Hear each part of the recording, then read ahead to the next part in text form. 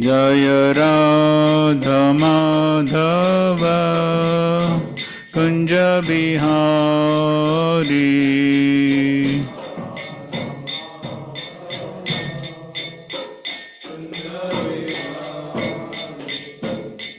गोपी जन वल्लभ गिरिवरधारी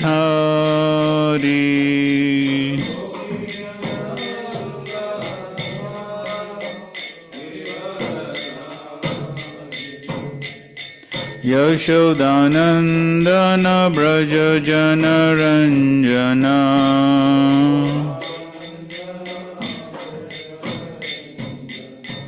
यशोदानंदन ब्रज जन रंजना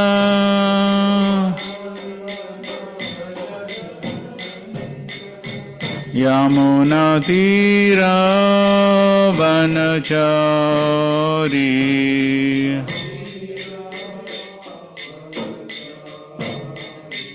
जय राधा माधव कुंज बिहारी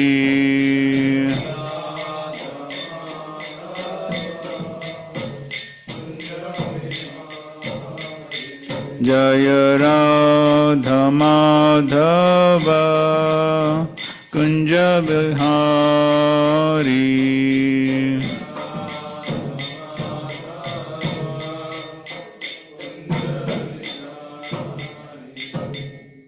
जय विश्वपाद पर हम सब आचार्य श्रीमद भक्तिवेदांत स्वामी श्रील प्रभुपाद की ISKCON founder-acharya BBT founder Srila Prabhupada की जय विश्वपाद पर हम सब आचार्य श्रीमद भक्ति सिद्धांत संस्थापक श्रील प्रभुपाद की अनंत कोटि वैष्णव वृंद की नाम आचार्य श्री हरिदास ठाकुर की प्रेम से गौ श्री कृष्ण चैतन्य प्रभु नित्यानंद श्री अद्वैत गदाधर शिवासादि गौर भक्त वृंद की श्री राधा कृष्ण गोप गोपीनाथ श्याम कुंड राधा कुंड गिरि गोवर्धन की वृंदावन धाम की मायापुर नवदीप धाम की जगन्नाथपुरी धाम की गंगा माई की यमुना माई की भक्ति देवी की तुलसी महारानी की संवेद गौर भक्त वृंद की All glories to assembled devotees, Hare Krishna. All glories to assembled devotees, Hare Krishna. All glories to assembled devotees, Hare Krishna. All glories to Sri Gaura. Om Namo Bhagavate Vasudevaya.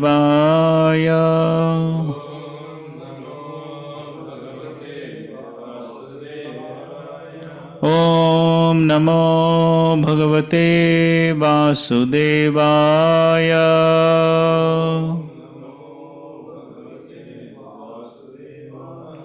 Om Namo Bhagavate Vasudevaya.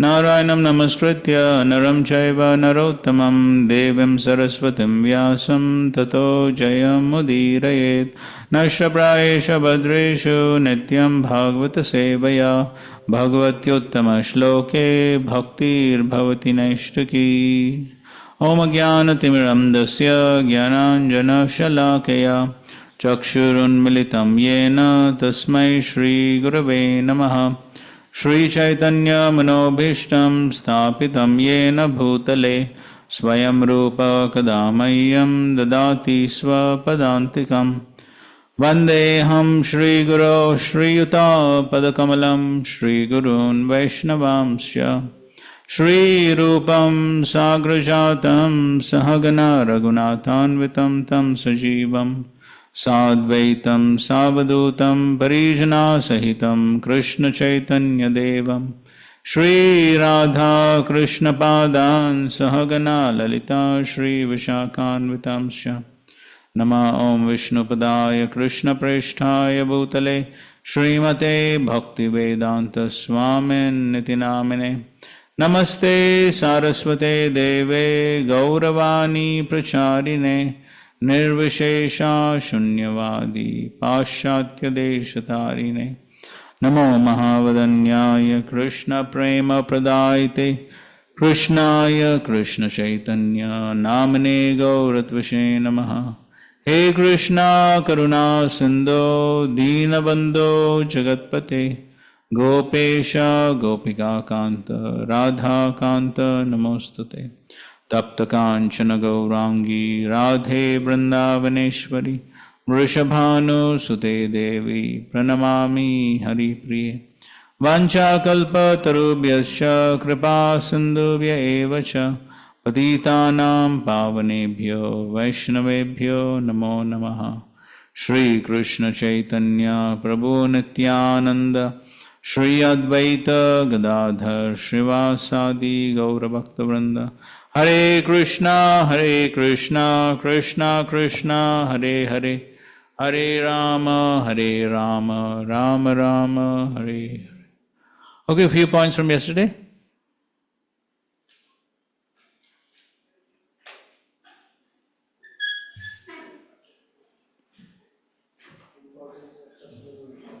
Achha, you heard online, huh? Achha. They said there were only 2 people online. Achha. Okay, so what you're saying?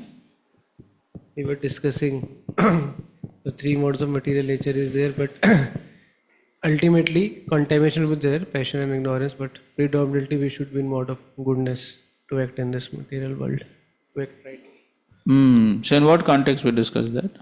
I don't remember something.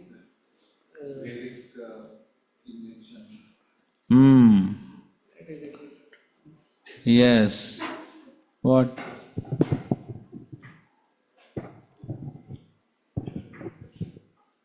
What happened to the Vedic injunctions?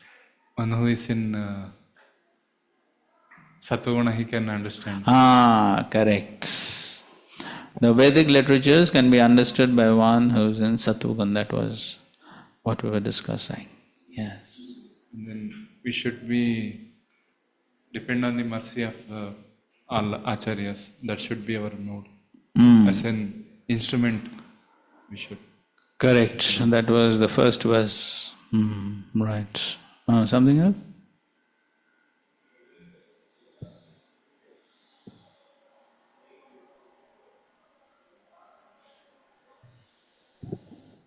Empowerment comes with the order. Empowerment comes? With the order. With the order instruction. Yes. Instructions. Rupa Goswami's example you are giving, Prabhupada and that Damodar Mandir. He'll cry for the mercy of Rupa Goswami. Right. All the acharyas. Okay. And we saw that Atri Muni, he did not know the Supreme Personality of Godhead. He's not a pure devotee. He didn't have pure desire. All those experiences. Yes. Atri Muni is not pure devotee. That he did not even know who is the Supreme Lord, and of course he had a desire to have a son like the Supreme Lord. So obviously it cannot be called pure devotion, because first of all, pure devotion is meant only for Krishna. So if one does not know that, then how can there be pure devotion? Krishna. Okay, let's go to the second chapter. Daksha curses Lord Shiva.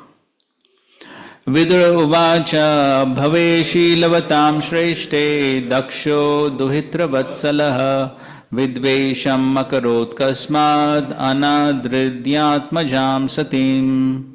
Vidura inquired, why was Daksha, who was so affectionate towards his daughter, envious of Lord Shiva, who is the best among the gentle? Why did he neglect his daughter Sati? So that's question on the basis of the previous verse that Maitreya Rishi said, that how the youngest daughter of Daksha and Prasuti. So how many daughters they had? 16. Yes, 16. And out of the 16, 13 were married to Dharma. And 1 to Agni. And then? And the 15th? Pitraloka. Pitraloka. Yes. And the youngest was married to Shiva, but they did not have any children, so therefore Vidura is asking this question. So why was Daksha envious of Lord Shiva? Purport. In the second chapter of the fourth canto, the cause of the dissension between Lord Shiva and Daksha, which was due to a great sacrifice arranged by Daksha for the pacification of the entire universe, explained. Lord Shiva is described here as the best of the gentle because he is not envious of anyone. He is equal to all living entities and all other good qualities are present in his personality. The word Shiva means all auspicious. No one can be an enemy of Lord Shiva's, for he is so peaceful and renounced that he does not even construct a house for his residence, but lives underneath a tree, always detached from all worldly things. The personality of Lord Shiva symbolizes the best of gentleness. Why then was Daksha, who offered his beloved daughter to such a gentle personality, inimical towards Lord Shiva so intensely that Sati, the daughter of Daksha and the wife of Lord Shiva, gave up her body? So here it's mentioned, Bhave Shilavatam. So, Shilavatam Shreshte, the best among the gentle.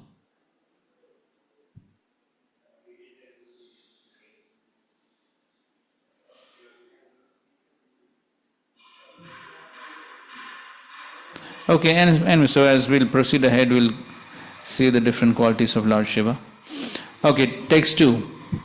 Kastam charachara gurum nirvairam shanta vigraham atma ramam katam dveshti jagato devatam mahat. Lord Shiva, the spiritual master of the entire world, is free from enmity, is a peaceful personality and is always satisfied in himself. He is the greatest among the demigods. How was it possible that Daksha could be inimical towards such an auspicious personality? Okay, so here Lord Shiva is being described as Chara Achara Guru, that is the spiritual master of all animate and inanimate objects. And is also sometimes known as Bhutanath, the worshipful deity of the dull-headed. Bhuta is also sometimes taken to indicate ghosts. Lord Shiva takes charge of reforming persons who are ghosts and demons, not to speak of others who are godly. Therefore, he is the spiritual master of everyone, both the dull and the demoniac and the highly learned Vaishnavas. It's also said Vaishnavanam Yata Shambhu. Shambhu, Lord Shiva, is the greatest of all Vaishnavas. And then he's talking about the Rudra Sampradaya. Even if he's an enemy or is sometimes angry, such a personality cannot be the object of envy. So Vidura in astonishment asked why he was taken as such, especially by Daksha. And Daksha is also not an ordinary person. He is Prajapati, in charge of fathering population. All his daughters are highly elevated, especially Sati. Sati means most chaste. Whenever there is consideration of chastity, Sati, this wife of Lord Shiva and daughter of Daksha, is considered first. Vidura therefore was astonished. Daksha is such a great man, he thought, father of Sati, and Lord Shiva is spiritual master of everyone. How then could there possibly be so much enmity between them that Sati, the most chaste goddess, could give up her body because of their quarrel? Okay, so here it's a Characharam Gurum, Nirvairam, without enmity. And Shanta Vigraham, peaceful personality. Atma Ramam, satisfied. So all these are the qualities of Lord Shiva.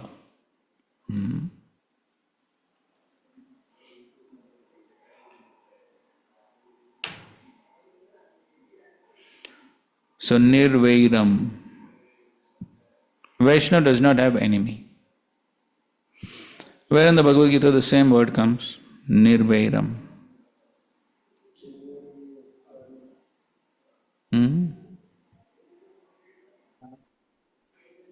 Where is that?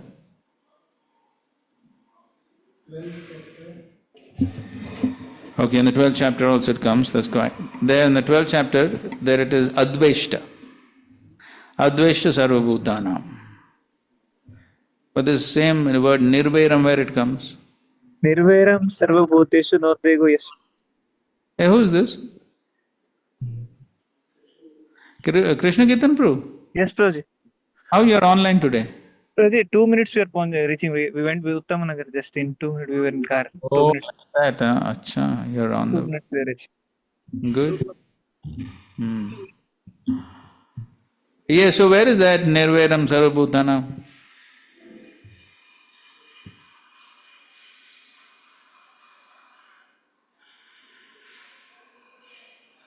So this is in the last verse of the 11th chapter. See, what is that? Prabhupada says that one of the important verses of the Gita. And there Krishna is speaking about 5 ways to perform, not 5 ways or 5 aspects of devotional service. Yes. Mad karmakrin, mad paramo, mad bhakta, sanghavarjita. Yes. Nirvaira sarva bhuteshu. Huh? Yes. So, nirvaira, no enemies. So the Vaishnava does not have any enemies. If somebody else is inimical towards him, the Vaishnava does not consider him as enemy. So in the purport to Adveshta Sarvabhutana, that is 12th chapter, 13th verse. 12th chapter, 13th verse. There Srila Prabhupada writes a very important statement. What? Vaishnava does not become his enemy's enemy. Vaishnava does not become enemy's enemy. That means somebody else may act as enemy, but the Vaishnava does not become his enemy.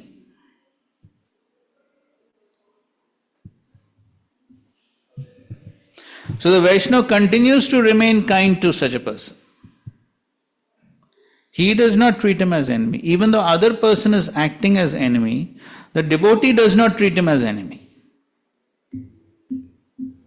That is qualification of Vaishnava. Yes. Of course, Ajatashatru means that he does not have enemies. So to have for someone to become inimical is also difficult. But even if somebody does become enemy, but still the Vaishnava does not treat him as enemy. Very difficult, correct? Because if somebody is acting as enemy, then one will... I should also reciprocate in the same way. But Srila Prabhupada writes again in the first canto purports, Parikshit Maharaj section, a devotee does not follow the policy of tit for tat.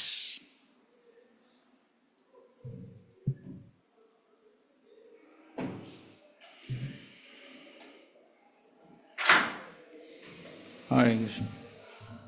And where's your friend?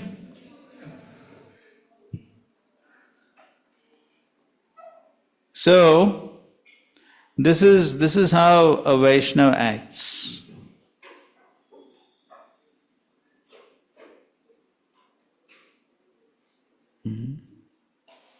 So just like, okay, give some examples in this connection.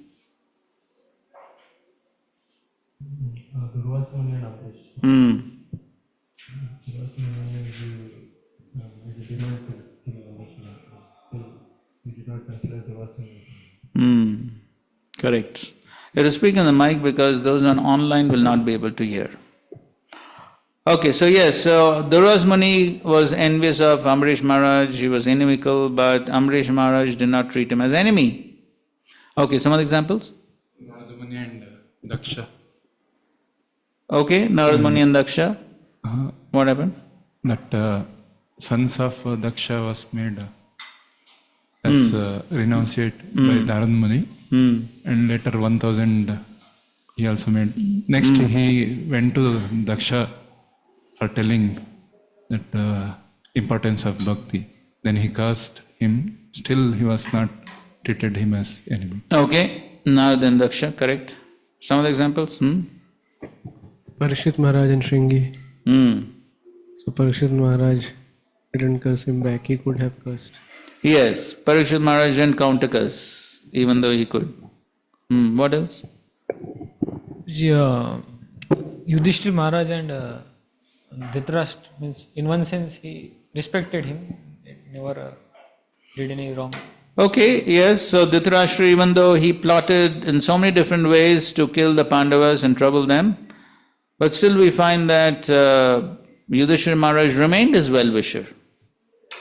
And then when the Dhritarashtra and Gandhari left home after the strong preaching of Vidura, Yudhishthira Maharaj was very much concerned, where have they gone? Yes? Today only we are hearing like Vasishtha and Vishwamitra. Like Vishwamitra once tried to kill Vasishtha, but Vasishtha was glorifying Vishwamitra. Okay, good example. What else? Vritrasura and Mother Parvati. Yes. So Vritrasura, though he was cursed, but still he did not get angry. Yes, Hiranyakashipu and Prahlad. So, even though Hiranyakashipu tried to kill Prahlad in so many ways, but Prahlad was always his well-wisher. And? Srivas Thakur and Gopal Chappal. Okay, Srivas Thakur and Gopal Chappal. Of course, Prabhupada also often gave the example of Jesus Christ. And Haridas Thakur.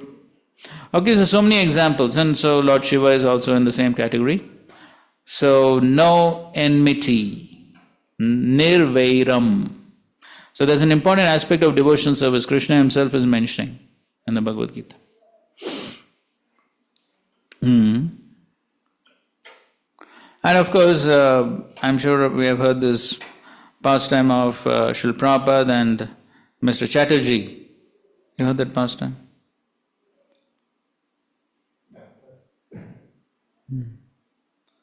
Mr. Chatterjee was invited to the program by Gopal Krishna Maharaj. You know that?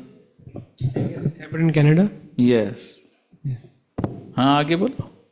So basically, in one sense, he said something to Prabhupada, he got angry, kind of chastised Prabhupada, but Prabhupada didn't retort back. And then later was asked why Prabhupada didn't retort back. So Prabhupada told, maybe in the past life I would have done something wrong to him. That's Yes. So anyway, so there was a program in a church, and so all were Christians, the audience. And Srila Prabhupada gave his talk, and after his lecture, so though Christians very much appreciated, they didn't say anything. But this Mr. Chatterjee, he asked Srila Prabhupada, Swamiji, why have you come here to convert the Christians into Hindus? So anyway, Gopal Krishna Maharaj was very upset. What nonsense this fellow is speaking. But later on, when Srila Prabhupada was leaving Canada, then he told Maharaj to call this Mr. Chatterjee. And Maharaj was saying, why you want to speak to him? He was offensive. And then Srila Prabhupada said, no, it's okay. Maybe last life I did something. So he didn't consider him as enemy. So this is the important quality of a Vaishnava. Okay?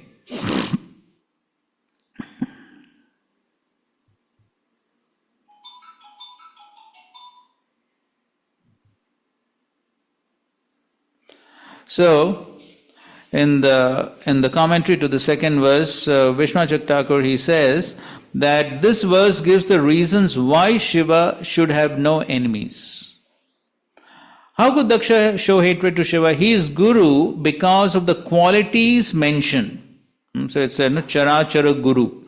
So he is Guru because of the qualities mentioned. If externally the Guru shows enmity or disturbed body, one should not still hate him. Do not even consider other qualities. Since Shiva is Guru for the whole world and the presiding deity of the world, how is it possible Daksha could show hatred since Daksha was living with the... Okay, fine.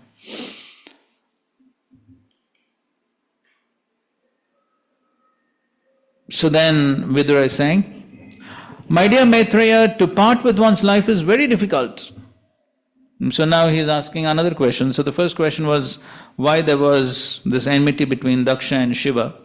And now he is asking, to part with one's life is very difficult. Would you kindly explain to me how such a son-in-law and father-in-law could quarrel so bitterly that great goddess Sati could give up a life? So this is the other question. Why did Sati give up life? Very difficult for one to give up life. Okay, so then Maitreya begins to reply, and then he narrates the pastime, which I'm sure most of us know. Maitreya vacha pura vishwa srijam satre sameta paramarshayah tatamara gana sarve sanuga munayognaya. Okay, read.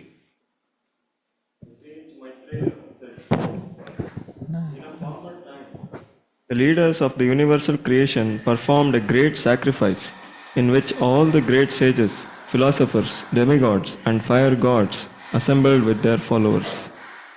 Okay, next. When Daksha, the leader of the Prajapatis, entered that assembly, his personal bodily lustre as bright as the effulgence of the sun, the entire assembly was illuminated, and all the assembled personalities became insignificant in his presence. Okay, so you can just imagine that luster. Arkam iva rochisha bhrajamanam. He was shining as bright as the sun.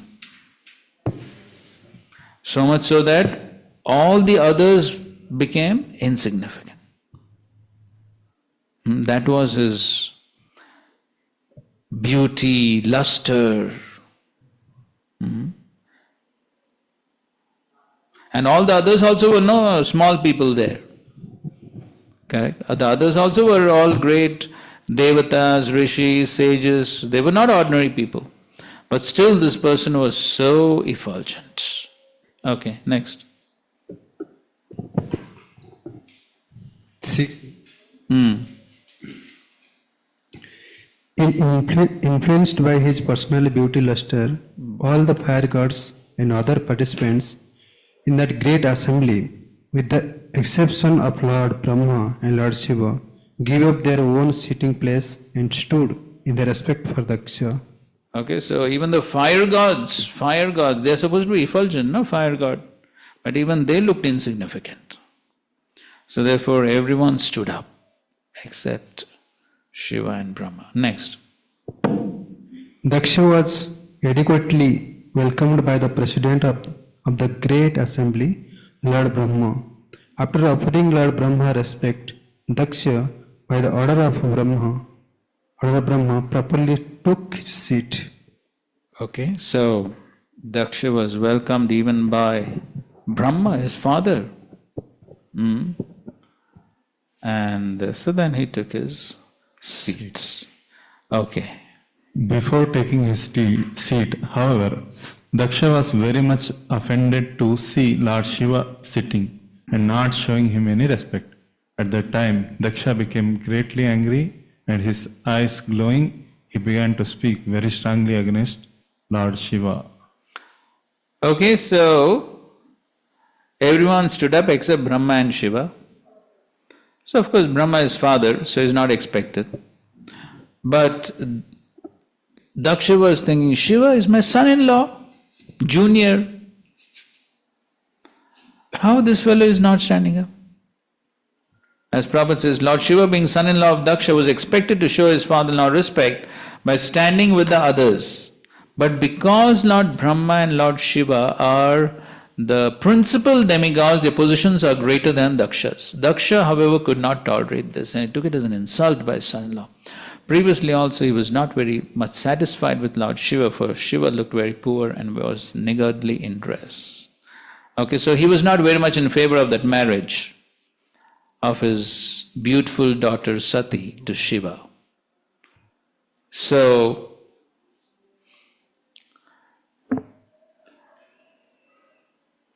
here we can see that how everyone respected So in that assembly, there would have been many hundreds and hundreds of people, right? And everyone was respected. But one person did not respect. This person became so agitated. So this is how the bodily misconception, the false ego acts. So even though one has everything, but still if one does not have one thing, that becomes the cause of dissatisfaction.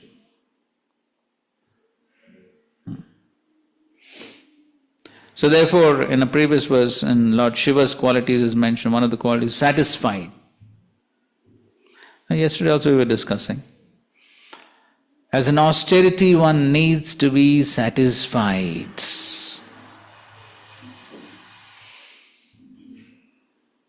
So here, everyone is respecting, one does not respect, what is the loss?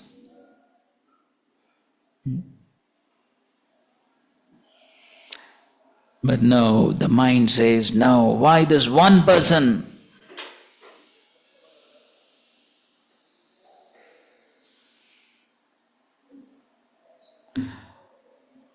So, therefore, as long as there is some expectation and the expectations are not fulfilled, then that becomes a problem. So therefore, Avanti Brahman, after he lost everything, and then he had these wonderful realizations. So there what he says? Ashahi paradukkam, paramam dukkam. Nirasha paramam sukham. So as long as there's asha, as long as there's expectation to get something, and if one does not get it, then it becomes a cause of dukkha, becomes a cause of misery.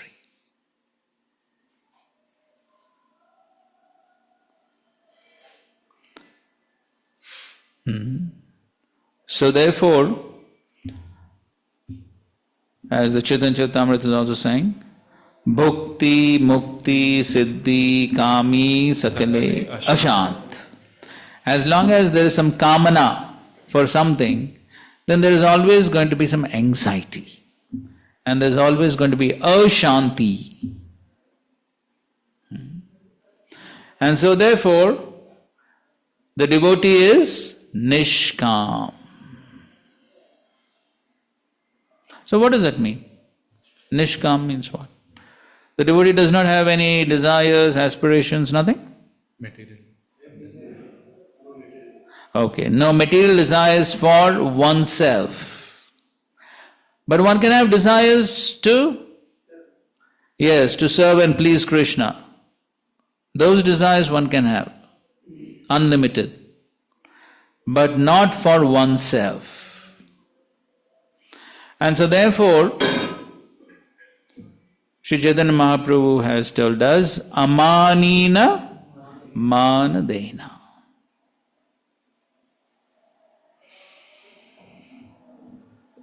So always ready to offer respect to others, but not expecting honor for oneself. Then kirtaniya sadahari. Because if as long as this expectation is there, and in this world expectations are very likely to be unfulfilled. And therefore Prahlad Maharaj also says, Sada samudvigna diyam asat grahat. So as long as one is attached to something which is asat, temporary, material, the result will be what? Sada samudvigna. Samudvigna means? Anxiety. Anxiety. Always there will be anxiety. So we can see. That is why, as we were discussing yesterday also, Lord Krishna is saying, as an austerity, one should always offer respect to others. Deva, Dvija, Guru, Prajna, Pujanam. So if one always is in the mood of offering respect to others, then one will lose the tendency to gain respect.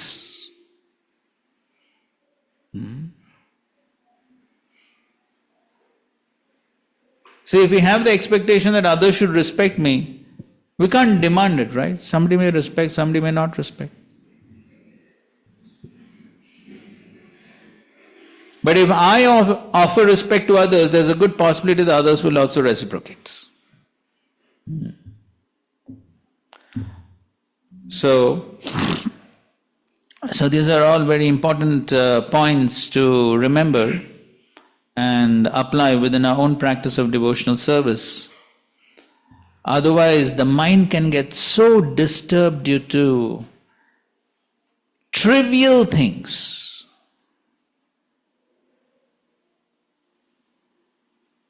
And sometimes even such small trivial things become the causes for great conflicts, even in the society of devotees. And here we find these people are not no ordinary people here. All of them present. All of them are devotees, correct? All of them are devotees. It's an assembly of highly elevated devotees.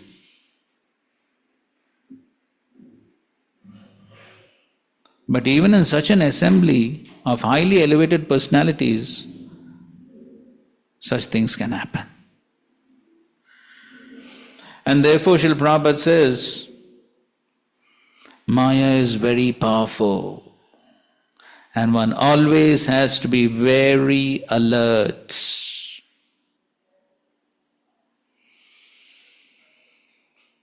And the tendency of the material energy is, the material energy influences the mind through the three modes.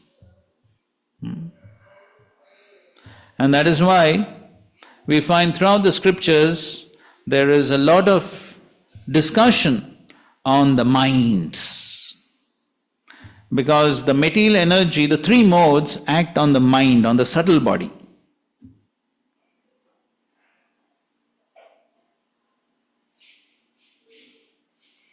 And therefore, one should not be attached to anything of this world.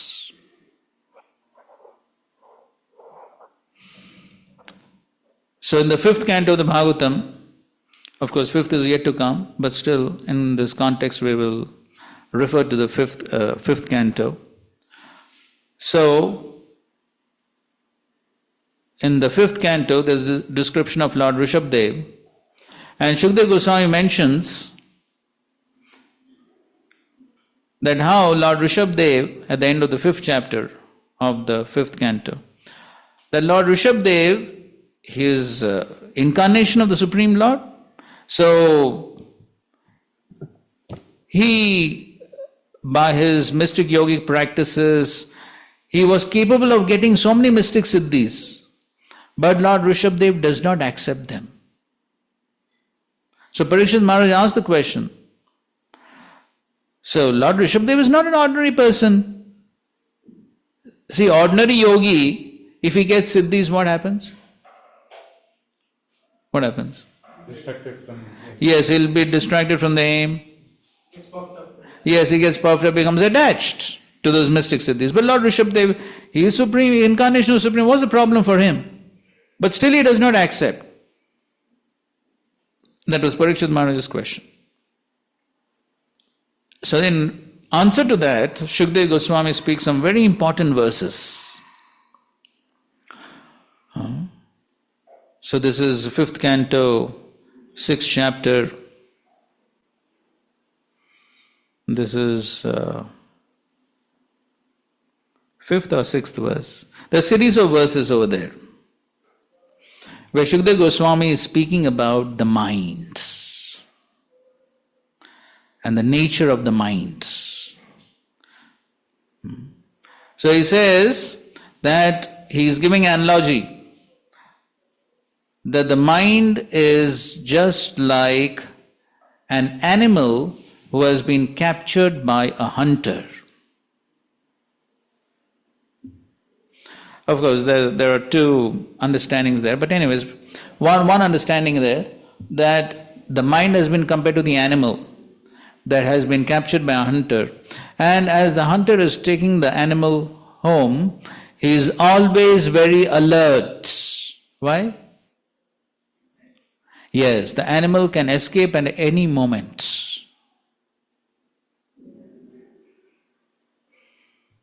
We don't know.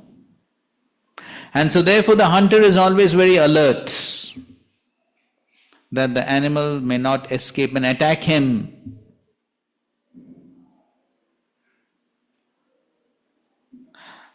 Another understanding, the Sanskrit word used there is kirata, which is also being translated as a cunning person. So a cunning person, what he does is, so sometimes he speaks very sweetly to another person. And after speaking very sweetly to the other person, what he does? He loots him. So sometimes he speaks very sweetly and then loots the other person. Correct? Sometimes people do that, isn't it? So the nature of the mind is it's very unpredictable. Very unpredictable. Therefore, one always has to be very alert while dealing with the minds.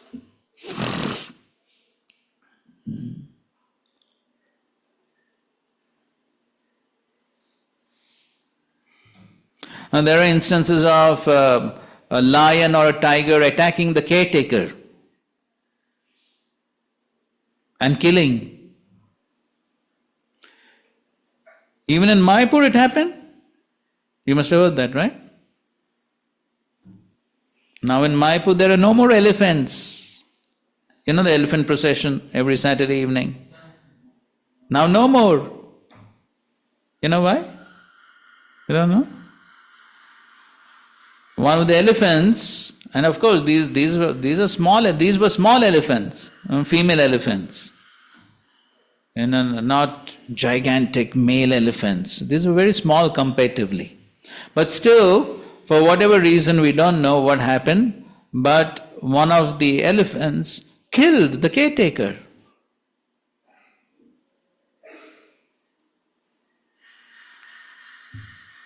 So for elephant, what? The human being is so small. To kill is so easy.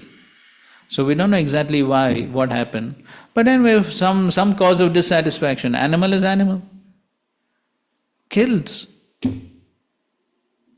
So then they send the elephants away. You didn't hear this, huh? It took place about maybe at least 6 months or so. 6 months. Now you don't find elephant procession in Mayapur. They thought if this elephant is going to kill one person, then who knows tomorrow what will happen. And they take the elephant on the elephant procession, there are so many people around. If something happens, so many people could be crushed by the elephant. So they said, oh, we can't take a risk.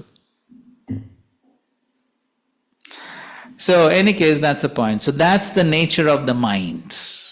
Very unpredictable.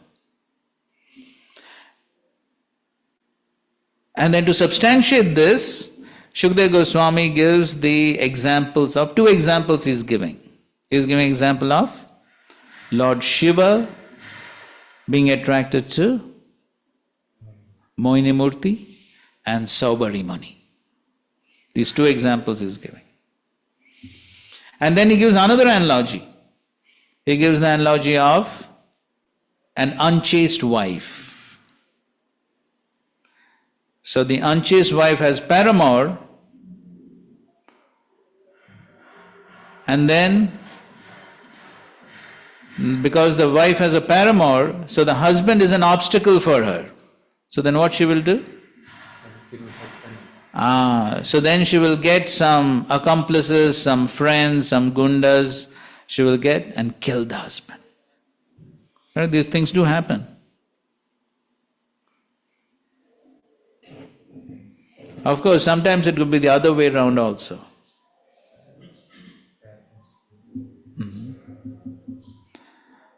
So in Bangalore, one of our ISKCON centers, so the man had a daughter. So the daughter, and so he got the daughter married to a nice, apparently well-educated doctor. So both husband and wife were doctors. But the man had a paramour. And he's a doctor. So somehow, on some pretext, somehow he injected some poison into his wife.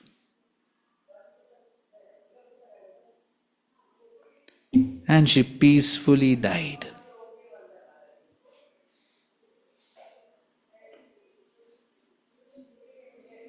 Nobody knew.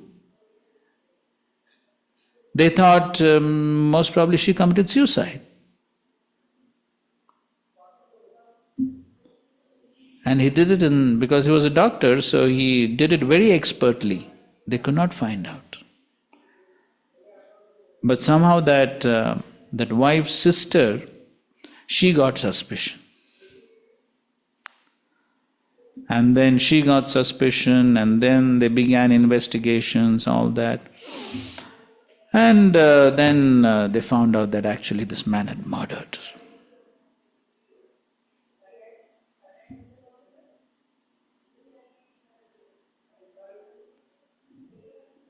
But we got some benefit out of it. The man had only 2 daughters. And so one daughter was already married, and this second daughter, she died. And the man had built a nice big house for this daughter. So he was a very rich builder. He had good business. And so when his daughter died, so one day, all of a sudden, he came to our ISKCON temple and he offered his house to the ISKCON temple. Nice big bungalow. Free of cost. It cost crores of rupees in Bangalore. And he gave it.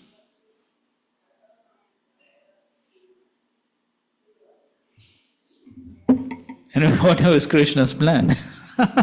But the point is that this is what happens.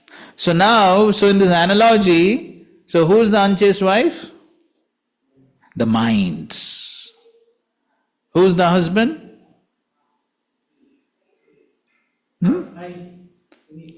The yogi. Or the intelligence of the yogi. And who are the friends of the unchaste wife?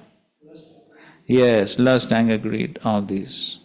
And so, the mind along with lust, anger, greed, all of them attack the yogi and kill him. And then, finished, he goes on the wrong path.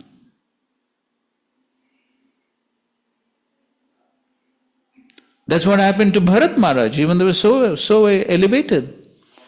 But still, that's how the mind tricks. Therefore, very important verse in connection to how to control the mind. So many things could be said, but one very important verse where Jad Bharat speaks to Maharaj Rauguna.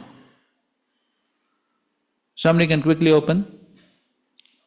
5th canto, 11th chapter, 17th verse. Read the verse and translation and purport.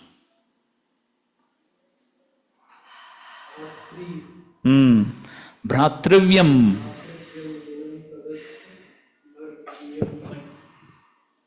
Atrivyam enam tad adbhar viryam upekshayadhetmam aparamattah gurur hareshah charano Upasana astra. Upasanastro jahi vailikam swayam atmamosham. Yeah, so here Bhratrivyam means very powerful. This mind is very powerful. And so therefore, there are two solutions he's giving in the verse. What are they? One is upeksha, that is neglect, and the second is Gurur Harer Charana Upasana Astra. This is astra, weapon. The weapon to control the mind is what? Service to the lotus feet of Guru and Krishna. That is the weapon to control the mind. So, one is a negative injunction and one is a positive injunction. So, the negative injunction is disobey. So, when the mind is giving some, the mind will say, no, it is perfectly good advice. As Daksha is going to say now. Daksha is going to say now. His mind is going to say now, I'm giving you very good advice.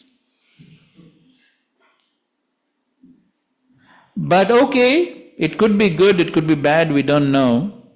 So then what we should do?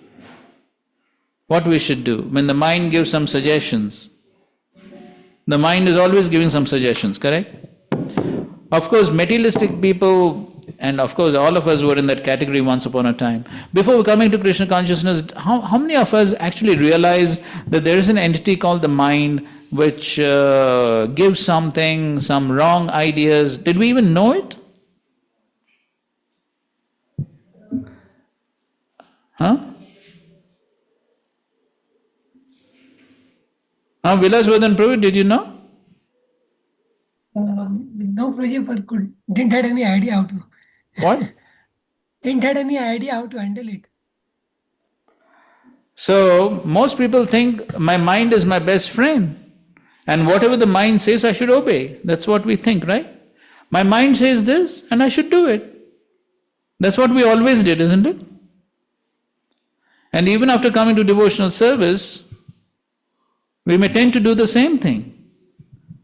My mind is saying this, and I should do it. My mind is saying I'm right, and it has to be right.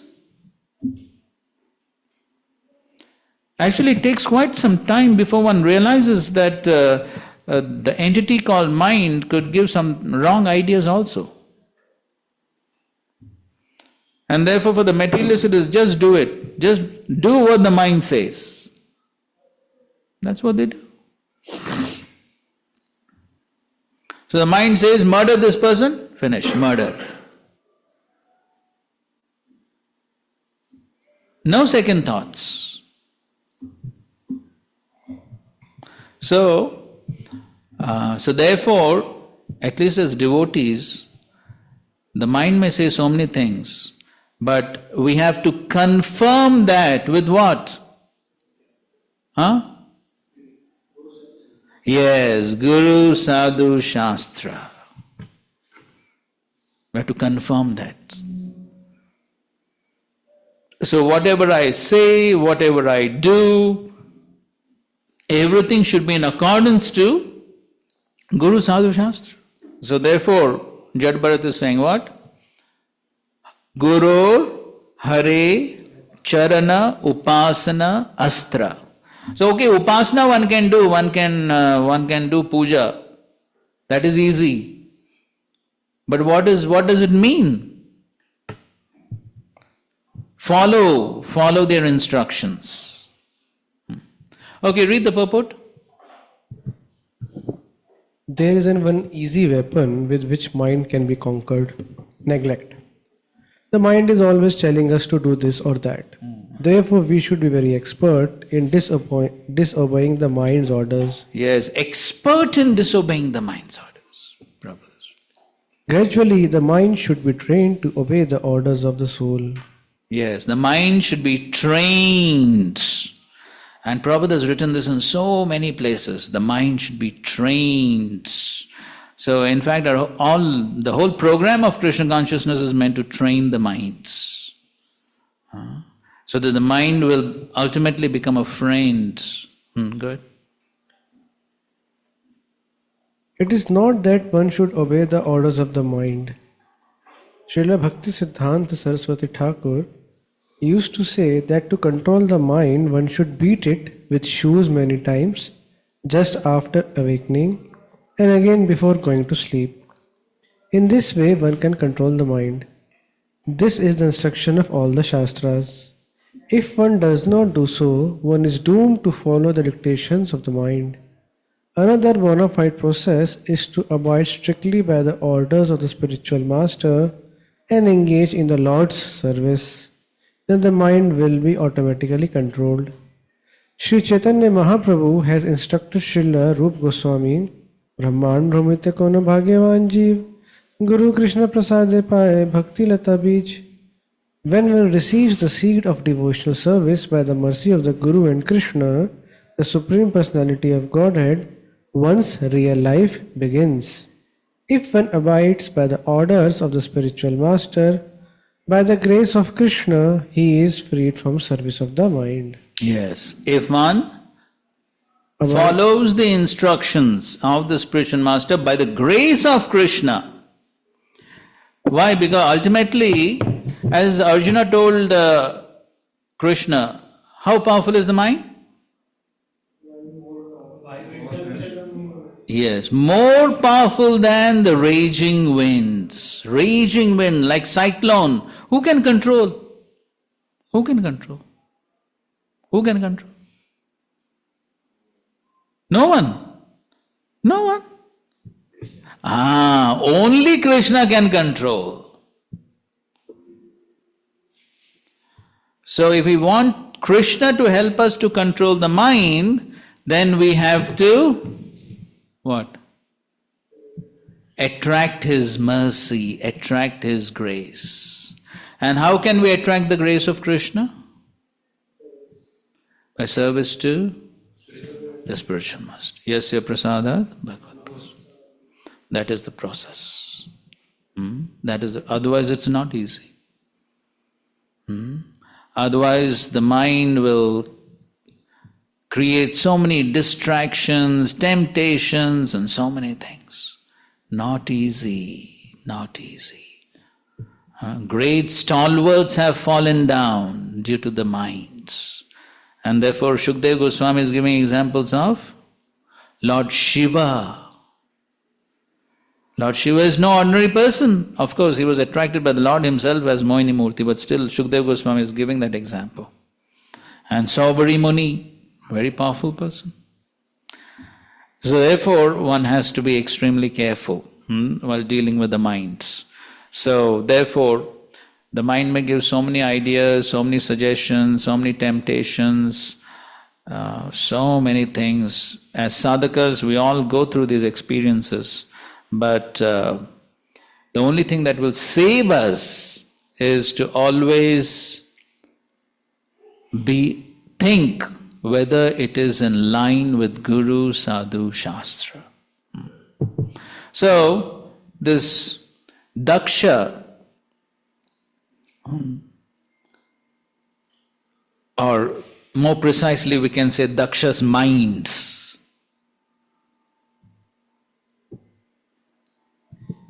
got so agitated because one person did not respect.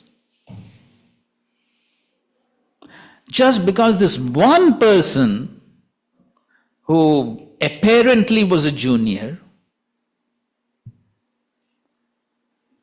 did not respect, the mind created so much of agitation. Then the mind imagines so many things. Oh, this fellow did not respect, this is the cause, that is the cause. And the mind makes a whole big story. And just because of this one person not respecting, Daksha had to pay such a heavy price. just see the beauty that is being described, like the sun. And then later on, what he had to get? Where the luster would be? What is the luster of the goat's head? Huh? Such luster and effulgence and beauty, everyone is respecting and standing up. He could have continued like that, isn't it? But just because one person disrespected, such a heavy price he had to pay for that.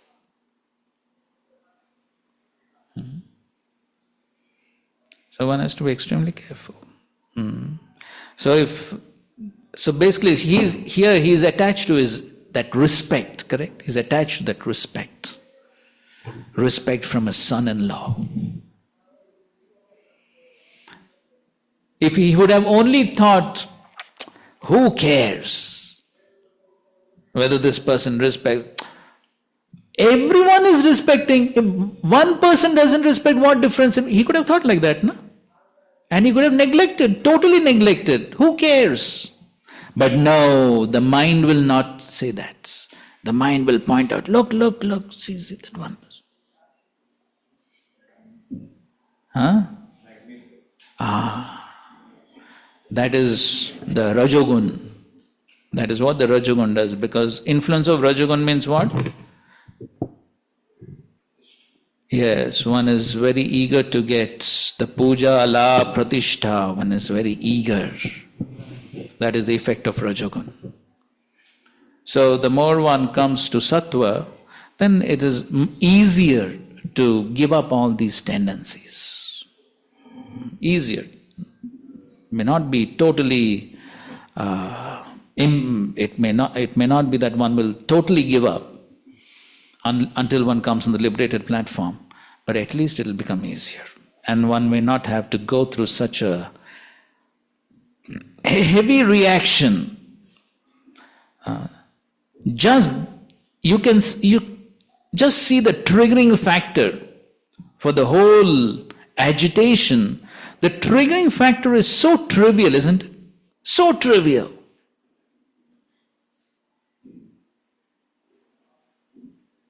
But then just because of that small thing, you see this entire big pastime had to take place.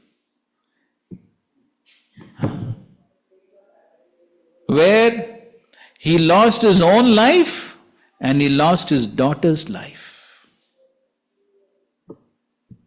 Such a heavy disaster for something so trivial.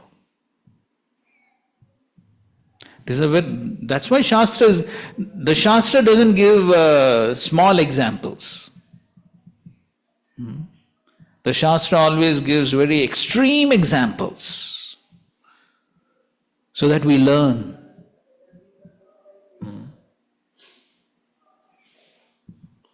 Yes, bro. If we see from the point of view of Daksha, you already have something in your mind, you don't like that person. You are already irritated with him. Correct. Now another reason is given. Yes, there's a triggering factor. Yeah, it's a triggering factor. So, so many people are giving you respect, but you already have something in your mind, you don't like that person, sati has been given to him. Correct. So, it's more like, it was not like the respect, he was looking somewhere to pour out his anger. Correct. Upon him, and he got that chance now. Correct. So Correct. And you said apparent junior. If he would have been the real junior, तो शायद ये सब नहीं होता. But unfortunately, he happened to be apparently a junior, but he wasn't a junior. So that's why this thing happened. And then I guess जब reality में junior होते हैं तो शायद most probably junior has to face the setback in those cases. But apparently, well, not necessary. Yeah. So we may think that, he is a junior, so I can treat him the way I like, and so he has to face everything. Huh? Well, yes. No, he's an apparent junior, but suppose someone really... No, so that's what. So therefore, Vishwanath Thakur in Madhuri Kandamani, in his descriptions on Vaishnava Aparadh says, the Vaishnava Aparadh does not distinguish between senior and junior. So if I am offensive to a junior, I may get away. But the laws of God are always working. Yes. I can't escape. Now, in the immediate situation, I may escape because I am senior, he's junior, so I can say, I can push him and I can exploit him and all that. But what about Krishna? He's watching everything. He knows everything. How do I escape that? Then the reaction will come. Can't escape. Therefore, in all circumstances, one has to be extremely careful. Shurasya dhara, walking on razor's edge. One always has to be careful. So, everything is working so perfectly in this world. We can't escape. Therefore, the only solution is one has to be always Krishna conscious. That is the only solution. And being Krishna conscious means, okay, even if one is not fully conscious of Krishna, at least one can try to be conscious whether one is doing the right thing or the wrong thing. At least that much one should be careful. So, one has to have that. Of course, as one gets purified and if one has developed some love for Krishna, then everything will be perfect because one is doing everything on the platform of love. Then one does only things that Krishna likes. Correct? So then there's a very less possibility of doing something wrong. But then on our platform as sadhakas, then we should, that's the training. Prabhupada is talking about training. So that's the training. The training is to distinguish between right and wrong. And so why this Pujari's convention? For the same purpose. To train them to distinguish between right and wrong. That's the purpose. The purpose of all the Shastras is the same.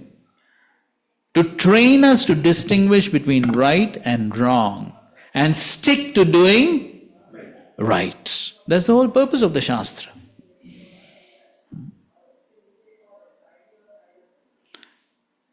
In the 16th chapter of the Gita, Krishna says the only distinction, this is the 16th chapter, 6th verse.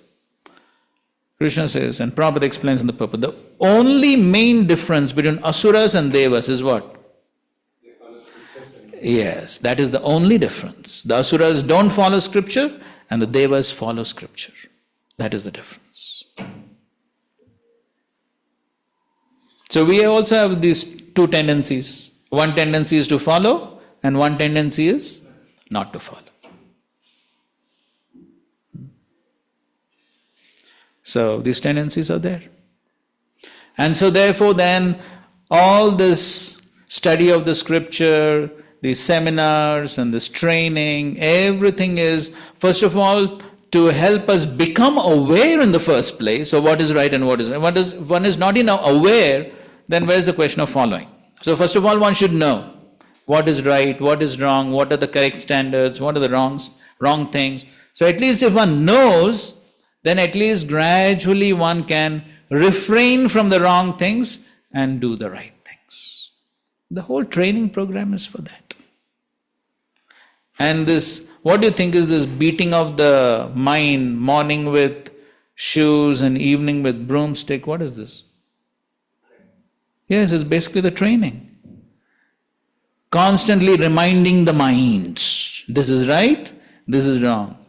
And that is why, in my understanding, though there is no reference to this, but in my understanding, this refers to the morning program and evening program Srila Prabhupada gave. So especially you hear Bhagavatam class, Bhagavad Gita class, what do we hear? Same thing. This is right, this is wrong. This is right, this is wrong. That's what we hear. And so that's the beating. All the time. Here, this is right, this is wrong. I mean, so especially Kali Yuga, so dull-headed, doesn't get inside. So therefore, every day, yes. And then some people think, Arey, what is this everyday same thing? After some years, there's nothing much new, isn't it? Everyday same thing. Why to hear every day? Stop hearing. Why to hear? Same thing, why to hear? Then what will happen? Then the mind will take over. Beating has stopped. If the beating stops, the mind will take over.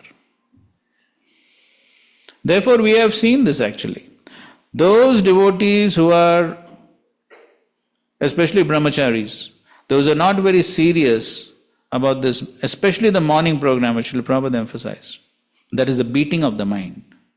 So if one is not serious, very difficult to continue. We have practically seen this. How many cases? If the moment the beating of the mind stops, the mind will take over. Therefore, the beating has to continue. Whether you like it or not, the beating has to continue. Even if one becomes as elevated as Bharat Maharaj, still the beating has to continue. One cannot give up the instructions of the acharyas at any point of time. Therefore, Prabhupada, when he saw that some of his disciples are not attending the class, Prabhupada said, I personally am attending the class. Don't try to become better Paramhamsa than your Guru Maharaj.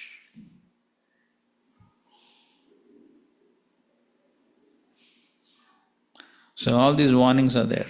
Prabhuji, Prabhuji, you gave the training the mind is the ultimate solution, but I am here very well able to empathize with Daksha right now. So I can see what he is going through. He has his enmity there, and now that got triggered, and he has already such a baggage with him, and using that trigger and that thing, he blurted out. So what is the cure for this? I also have this. So what is the cure for this? This training the mind is the overall solution for this problem. Yes. So therefore, okay. So now he has some dislike for Shiva. Okay, fine. Now there is some triggering factor. Okay, fine. But now Krishna speaks, 17th chapter, 15th verse. What is that? Yes, anudvega karam vakyam. That is what? Austerity of the speech. That is austerity. That means what? I want to speak, but as an austerity, keep the mouth shut. That is the meaning of austerity. See, the austerity is there when there is some difficulty doing something, correct? So now we are not pure. So in the conditioned state, yes, I dislike this person, so I want to speak something nasty about him. But then I have to check. Is this speaking is it in accordance to Guru Sadhu Shastra? Then the mind will justify that also, as we will see in the next verse. Mind will justify that also. So then one has to actually check whether this is going to benefit someone, whether it's going to benefit me, whether it's going to benefit others. If one is unable to come to a decision, then check with somebody else. Check with some other seniors.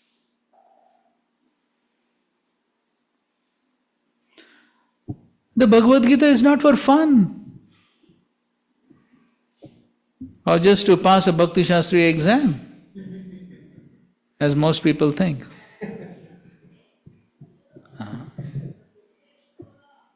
So Krishna is giving all these things there. Why? Ultimately it's for our own benefits.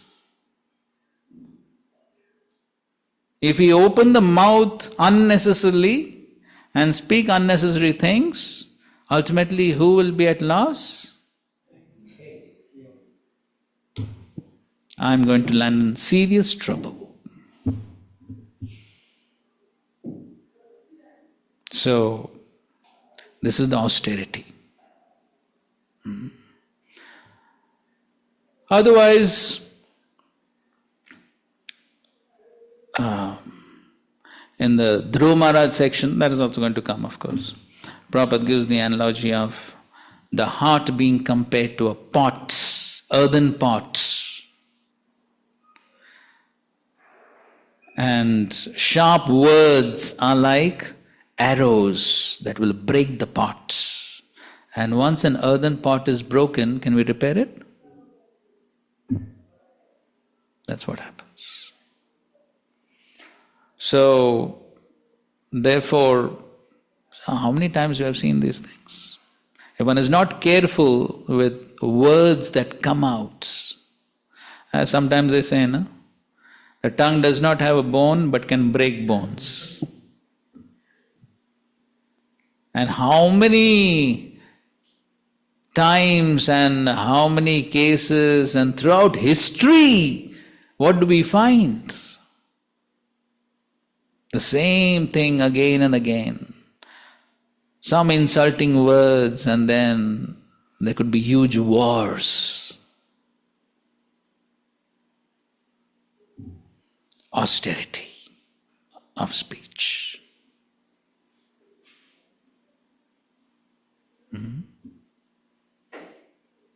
So all these are points to consider.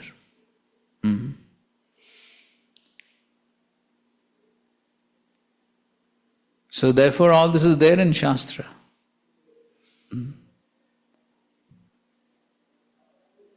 So then, to the degree one follows the Shastra, then chant and be happy.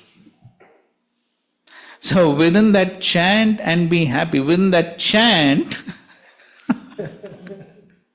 all this is included. All these instructions of the Shastras are included within that chant.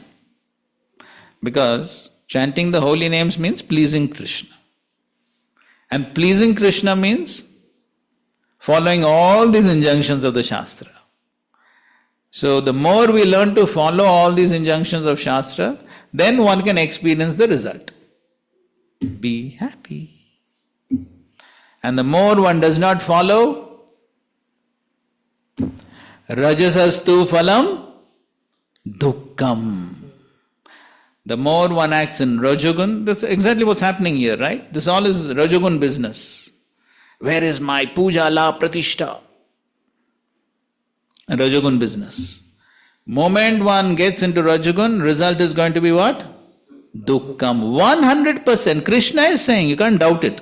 It has to be correct. So therefore, Srila Prabhupada emphasized so much on studying Bhagavad Gita, Bhagavatam.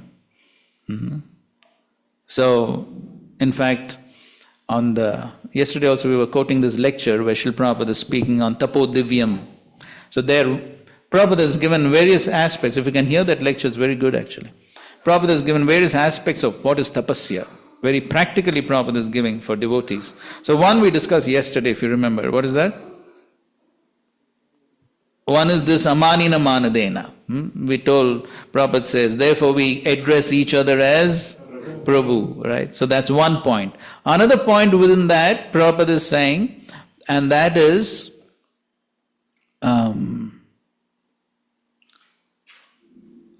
Prabhupada is saying, so therefore I have given you all these books. These books are not simply meant for distribution, they are meant for you to read. This is tapasya. So this is another aspect of tapasya. And so therefore there's so many lectures where Srila Prabhupada again and again says, don't waste time. either chant or read or hear. Don't waste time. So many lectures. So this is the beating of the mind. The more we read and hear, then something will sink inside.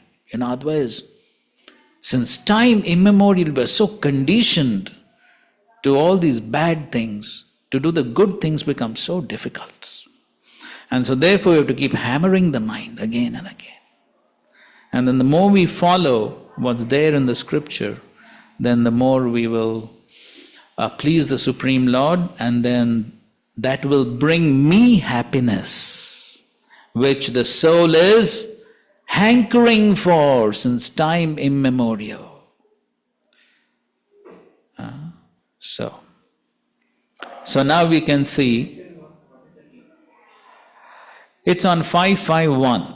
So Prabhupada has given many lectures on that verse. I don't remember exactly where, so a little bit search may have to be done. Okay, so now, see the next verse, the 9th verse.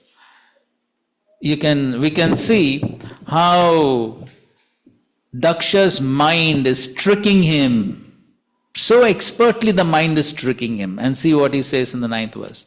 Shruyatam brahmarshayo me saha deva sahagnayah sadhunam bruvato vrittam nagnana nacha matsarat. All sages, brahmanas and fire gods present, please hear me with attention, for I speak about the manners of gentle persons. I do not speak out of ignorance or envy. Yes. This is how the mind is tricking him. So he's saying, so listen, I'm speaking for your benefits. I'm just trying to tell you how gentle people are supposed to, how sadhus are supposed to behave. Sadhunam. Bruvata, I'm speaking about sadhunam vrittam, the manners of sadhus. I'm trying to educate all of you how sadhus are supposed to behave and how they're not supposed to behave. Na agyanat, na chamatsarat. I'm not speaking out of agya, out of ignorance or envy. Actually, if he were actually speaking not out of envy, why he has to mention it?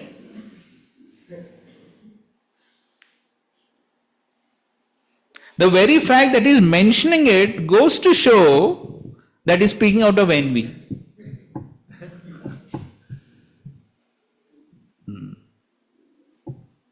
Otherwise, what is the need to mention? Because he is trying to cover up his own envy, therefore he is stating that it is not out of envy. A person who is not trying to cover his envy, he doesn't have to say that. He is trying to cover up his envy, therefore he is stating it.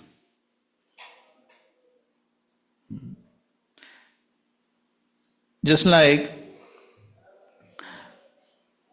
in the long pastime of the Juhu story with Mr. N. So if you remember that pastime from Giriraj Maharaj's book. So, on one particular occasion, Mr. N had come with his guru. You remember that? Anyway, so he had come with his guru to meet Srila Prabhupada. And of course, he wanted to use his guru to somehow, because he thought Srila Prabhupada is quite powerful, so he brought his guru to influence Prabhupada. Or some so-called guru, whoever that was. So some conversation. And then after some time, the guru told Srila Prabhupada, said to Prabhupada, Swamiji, I think so, you're tired, so maybe you should take some rest.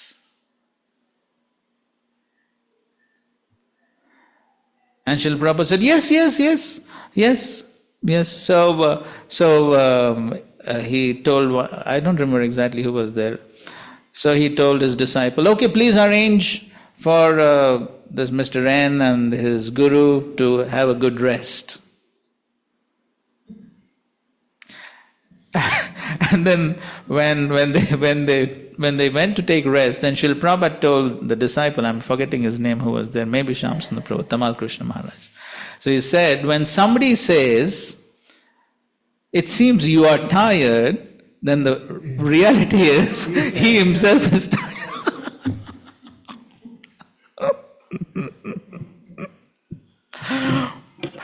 And Srila Prabhupada was so expert.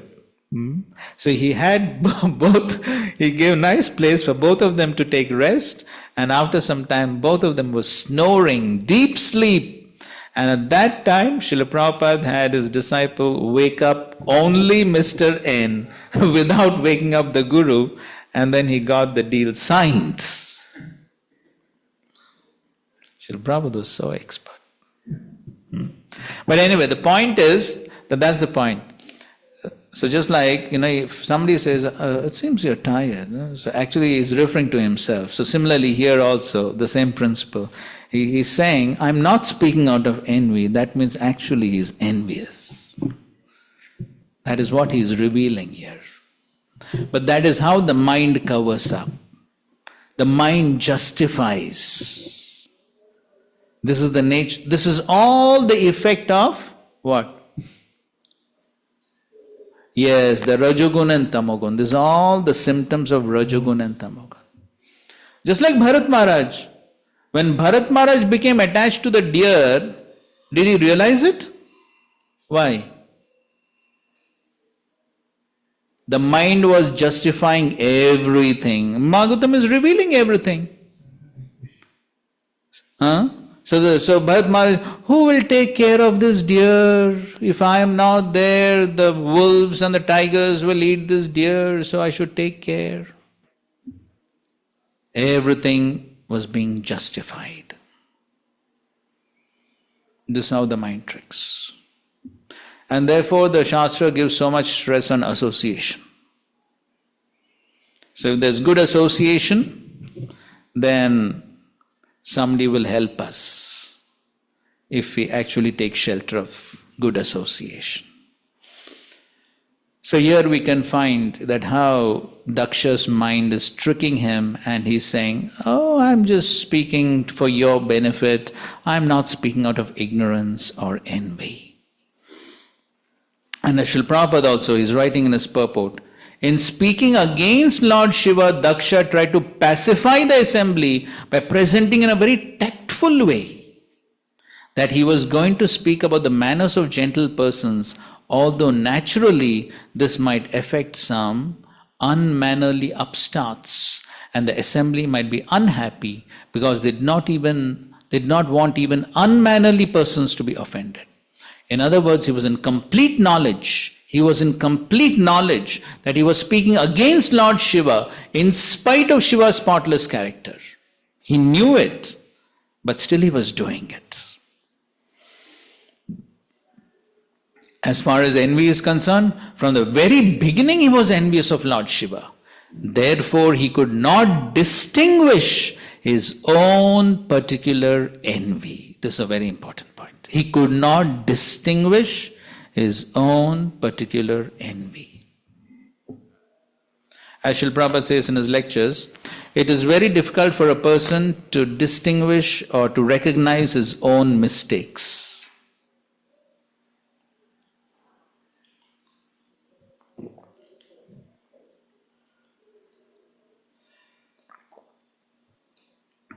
Therefore, he says one should not edit one's own books. Very difficult. Because, see, when one is acting out of envy or lust, all this is due to what? Yes, it's all due to influence of Rajogun and Tamogun. And the same Rajogun and Tamogun will also influence the intelligence. Correct? So how can the intelligence under the influence of Rajogun and Tamogun recognize what is right and wrong?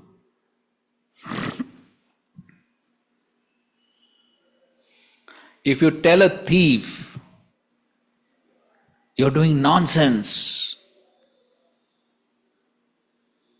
Why are you committing this theft? Will any thief accept that he is doing something wrong? No. He will say, what is wrong with this? Very difficult. And therefore, Srila Prabhupada gives the example of the colored glasses.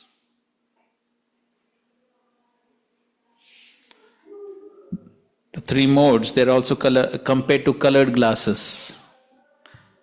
So just like if somebody is wearing red colored glasses, then he'll see everything red. So this is yellow, but he will see it as red. And if somebody says, no, this is not red, this is yellow, what will he say? No, it is red. Will he accept that this is yellow? No. Why? Red colored glasses. Then how will he recognize that this is yellow?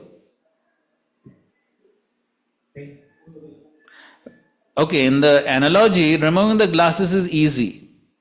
But in reality, what does it mean to remove the glasses? Come rise above the modes. Is that overnight process? No. That takes a long time. So then what's the other solution? Yes. Then one needs to have faith in the person who is without the colored glasses. Then one should trust that person and obey that person. Then he will be benefited. That is the solution. Therefore, in the 14th chapter, 19th verse Bhagavad Gita, if you remember the 14th chapter, the entire section from 19 to 26 is talking about rising above the modes. But in that 19th verse purport, Srila Prabhupada's, if I'm not mistaken, at least 4 times, Srila Prabhupada is emphasizing this fact that how in order to rise above the modes, one needs to take shelter of a bona fide spiritual master. Because that is the only way one can first of all recognize one's own mistakes. Because mistakes are committed due to what? Influence of the lower modes. But first of all, one should recognize that I'm committing a mistake. If one does not recognize, then where is the question of solution? First of all, I have to recognize I have a disease, correct? Then I can go to the doctor for treatment. If I don't recognize I have disease, then where is the question of solution? But in order to recognize the disease itself, I require help. On my own, I cannot recognize. And therefore, Raghunath Das Goswami, he says that, so sometimes one justifies one's mistakes, one justifies, as Daksha is doing, he is justifying his fault finding, correct? He is now going to find faults with Shiva, but he is justifying it. And so similarly, so one may, Giriraj Maharaj in his lectures and on the Nectar of Devotion, he gives this example. So he says that sometimes, especially those who are in managerial positions, so those who are in managerial positions may have to sometimes find faults with other devotees, correct? As a service. But one can use that position to find faults out of envy. Correct? One may actually be envious of the person, and then one can misuse one's position to find faults. And justify it, saying that I am finding faults for his benefit. Exactly what Daksha is doing. And so this Raghunath Das Goswami says is like bathing in ass's urine. So somebody bathes in ass's urine thinking it's purifying. But is ass urine going to purify? No. So similarly one may think, oh, finding faults with this person is necessary. But if it is done out of envy, it is simply going to cause disaster. That is what Prabhupada is writing here. He could not distinguish his own particular envy. He could not distinguish. That's very difficult. And therefore the sincerity plays a very vital role. Although he spoke like a man in ignorance, he wanted to cover his statements by saying that he was not speaking for impudent and envious reasons. He wanted to cover his statements and justify them. So, all these are very subtle points actually. Even to come to some understanding of what's happening within the mind and intelligence, it requires some sort of clarity as to what's happening. But all these are very subtle, and the whole process of Krishna consciousness is actually very subtle. And therefore, we will see in the 29th chapter of the same 4th canto, Narad Muni is speaking elaborately to King Prachin Barishad about the nature of the mind. Because that's the cause of all the problems. The mind can either be the best friend or worst enemy. And the mind could be a cause of liberation or bondage. The mind is the cause, and the mind is something very subtle. So therefore, first of all, one at least has to be aware of these things, of what's happening, and then seek help. Otherwise, what a disaster, as we'll see in this pastime. Okay, we'll take a break. We have covered a good part of the discussion that was supposed to take place. Pastime, most of us know.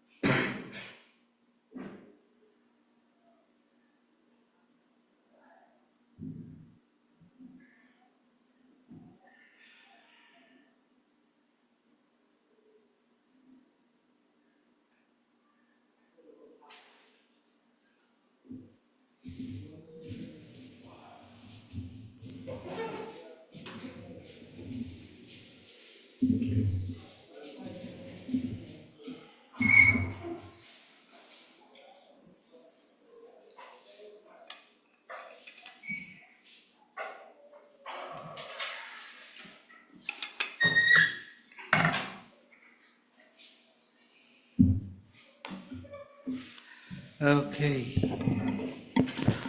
Hare Krishna. Okay, now let's see what Daksha says. 10th verse. Ayam tu lokabalanam yashogno nirapatrapaha sadbhira chariti pantha yena stabdhena dushitaha. Shiva has spoiled the name and fame of the governors of the universe and has polluted the path of gentle manners. Because he is shameless, he does not know how to act.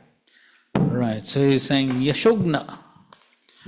So the Yasha of the Lokabalas has been destroyed because this Shiva, he is Nirapatrapa, he is shameless.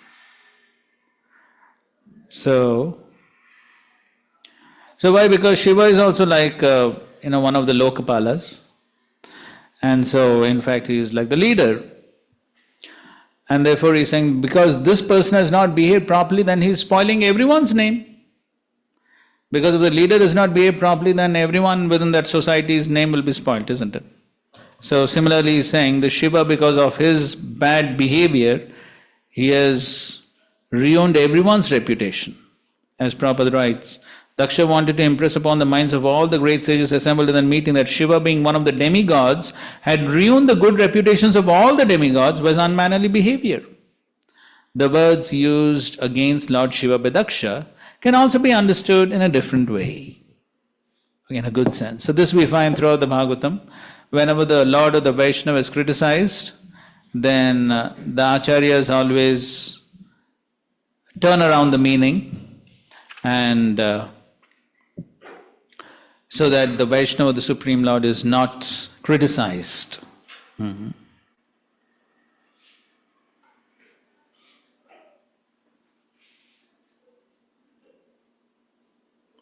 Okay, so therefore, for example, he stated that Shiva is Yashogna, which means one who spoils name and fame. So this can also be interpreted to mean that he was so famous that his fame killed all other fame. Okay, so that's the other meaning of Yashogna. Again, Daksha used the word Nirapatrapa, which also can be used in two senses. One sense is one who is stunted, another sense is one who is the maintainer of persons who have no other shelter. And so that's true. He maintains all the bhutas and all those other people who have no shelter. So that's how the same words have been used in a different meaning to glorify Lord Shiva. Yes, so as Vishwanath Thakur says, by the skill of Saraswati, Daksha's words have another meaning, praising Shiva. So the same thing he is also given. So Nirapatra means shameless, but it can also mean one who gives shelter to those without deliverance.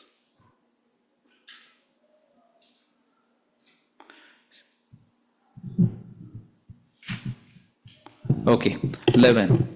He has already accepted himself as my subordinate by marrying my daughter in the presence of fire and brahmanas. He has married my daughter, who is equal to Gayatri, and has pretended to be just like an honest person.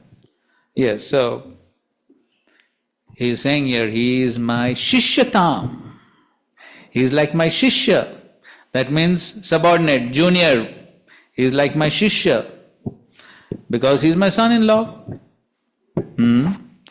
But, and so he has married my daughter who is so qualified, Savitriya Iva.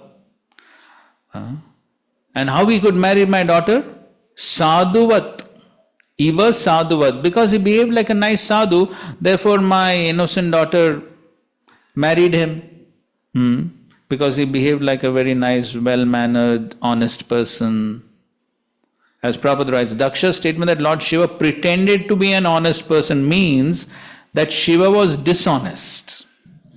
Because in spite of accepting the position of Daksha's son-in-law, he was not respectful to Daksha.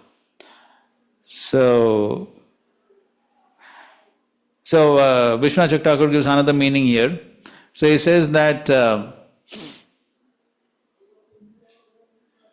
Because he's saying that he has pretended to be honest. Until today, he has kept my bad behavior secret. Because he is omniscient, he is first to be understood. Therefore, he did not stand up and welcome me. So that's the other meaning. So Daksha is saying, until today he has kept my bad behavior secret. So even though I am a bad person, but he has kept it as a secret. He didn't expose me. So So that's the other meaning that has been given. Okay, 12. He has eyes like a monkey's, yet he has married my daughter, whose eyes are just like those of a deer cub. Nevertheless, he did not stand up to receive me, nor did he think it fit to welcome me with sweet words. Yes. So he's saying, he's basically saying that his daughter is much more qualified than him. But somehow they got married, but still he's not respecting me. Now again the other meaning is as follows. Seeing mercifully materialists who are like monkeys. So that's the other meaning that he's giving. This markatalochana. Markatalochana. So that is eyes like monkey. So he's saying, seeing mercifully materialists who are like monkeys, he grants their desires. That's the meaning of markatalochana. So whose eyes are like monkeys? That's what he is saying. But the other meaning that the acharyas are giving is, the materialists are like monkeys.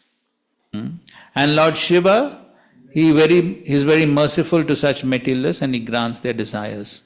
Unfortunately, I have not properly respected with words such a person who deserves that I rise and speak politely. So this is the other meaning. Okay, next, 12. I had no desire to give my daughter to this person who has broken all rules of civility. Because of not observing the required rules and regulations, he is impure. But I was obliged to hand over my daughter to him just as one teaches the messages of Vedas to a Shudra. So he's saying, I had no desire, but what to do? My daughter wanted to marry him. And so, even though he is unqualified, but still I had to give. Just like one teaches the Vedas to a Shudra. We already discussed this point yesterday, that how the Vedas should be taught to only one who has Brahmanical qualifications. And Prabhupada is explaining that point, that our Shudra is forbidden to take lessons from the Vedas. Because a Shudra, due to his unclean habits, is not worthy to hear such instructions. This restriction that unless one has acquired the Brahmanical qualifications, one should not read the Vedic literatures is like the restriction that a law student should not enter a law college unless he has been graduated from all lower grades. So, according to the estimation of Daksha, Shiva was unclean in habits and not worthy to have the hand of his daughter Sati, who was so enlightened, beautiful and chaste. The word used in this connection is bhinna setave, which refers to one who has broken all regulations for good behavior by not following the Vedic principles. In other words, according to Daksha, the entire transaction of the marriage of his daughter with Shiva was not in order. Again, another meaning is being given. And so the other meaning is, because he is the very form of the Supreme Brahman, no rituals need be performed. So he's saying what? That he has broken all the rules and regulations of the Vedas. And so they're giving other meaning is, because he is the very form of Brahman, there is no need for him to follow. That is the other meaning. No one is cleaner than he is, ashuchaye. He is not proud and does not break the rules. Seeing my own lack of qualification, I do not want to give my daughter, but I gave her. I am unqualified like the Shudras who teach the Vedas. So that's a positive meaning that is being given. Okay, 14, 15. He lives in filthy places like crematoriums, and his companions are the ghosts and demons. Naked like a madman, sometimes laughing and sometimes crying. He smears crematorium ashes all over his body. He does not bathe regularly, and he ornaments his body with a garland of skulls and bones. Therefore, only in name is he Shiva or auspicious. Actually, he is the most mad and inauspicious creature. Thus, he is very dear to crazy beings in the gross mode of ignorance, and he is their teacher. Yes.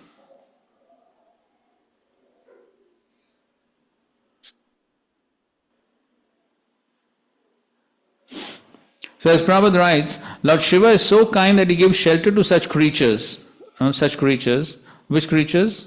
Who do not bathe, who are unclean, drunkards. So Lord Shiva gives shelter even to such people and gradually elevates them to spiritual consciousness. Although it is very difficult to raise such creatures to spiritual understanding, Lord Shiva takes charge of them, and therefore, as stated in the Vedas, Lord Shiva is all auspicious. Thus, by his association, even such fallen souls can be elevated. Sometimes it's seen that great personalities meet with fallen souls, not for any personal interest, but for the benefit of those souls. So Lord Vishnu takes charge of persons who are advanced in Krishna conscious Vaishnava, who are advanced Krishna conscious Vaishnavas, and Lord Brahma takes charge of persons who are very much attached to material activities. But Lord Shiva is so kind that he takes charge of persons who are in gross ignorance and whose behavior is lower than that of animals. Therefore, Lord Shiva is especially called auspicious. Of course, that's also what Srila Prabhupada did. Srila Prabhupada went to the Bowery, and what type of people were there? So they were also like this, what is being described here. Drunkards, unclean. So as Mukund Maharaj describes in his book, Miracle on the Second Avenue. So when he went to hear from Srila Prabhupada in that Bowery loft, so that as he was about to enter that, there was a staircase leading to that loft. Now he is a resident of the Bowery only, he is not from anywhere else. He is from the same place. But yet when he went into that passage leading to the staircase, he writes that it was stinking of wine, urine and vomit. That was the stink of the place. And even though he is habituated to living there, still he was thinking whether to go ahead or to go back. And yet Srila Prabhupada stayed in such a place, you can just imagine. Same thing. That's the compassion of the Vaishnava. And therefore, whatever is being described here, this Daksha is criticizing Shiva for all these things. But the Acharyas again put it positively. And so he says that, so he's saying that he's a madman, right? Unmattavat, like a madman. And so therefore Vishwanath Thakur says, this is but a pastime of Shiva who is mad with prema for the Supreme Lord. Okay, so he's saying he's madman. He's saying yes, he's mad. He's mad with prema. And thus Daksha describes him to be like a madman. That's also interesting, isn't it? He does not say he's unmat. He says what? Unmattavat, like a madman. He doesn't say that he was. So therefore he says, if he were actually mad, Daksha would have simply said he is madman. Why he's saying he is like a madman? So that's also a point there. And according to other Puranas, smearing ashes on the body is an activity of exalted Vaishnavas. That's what he says.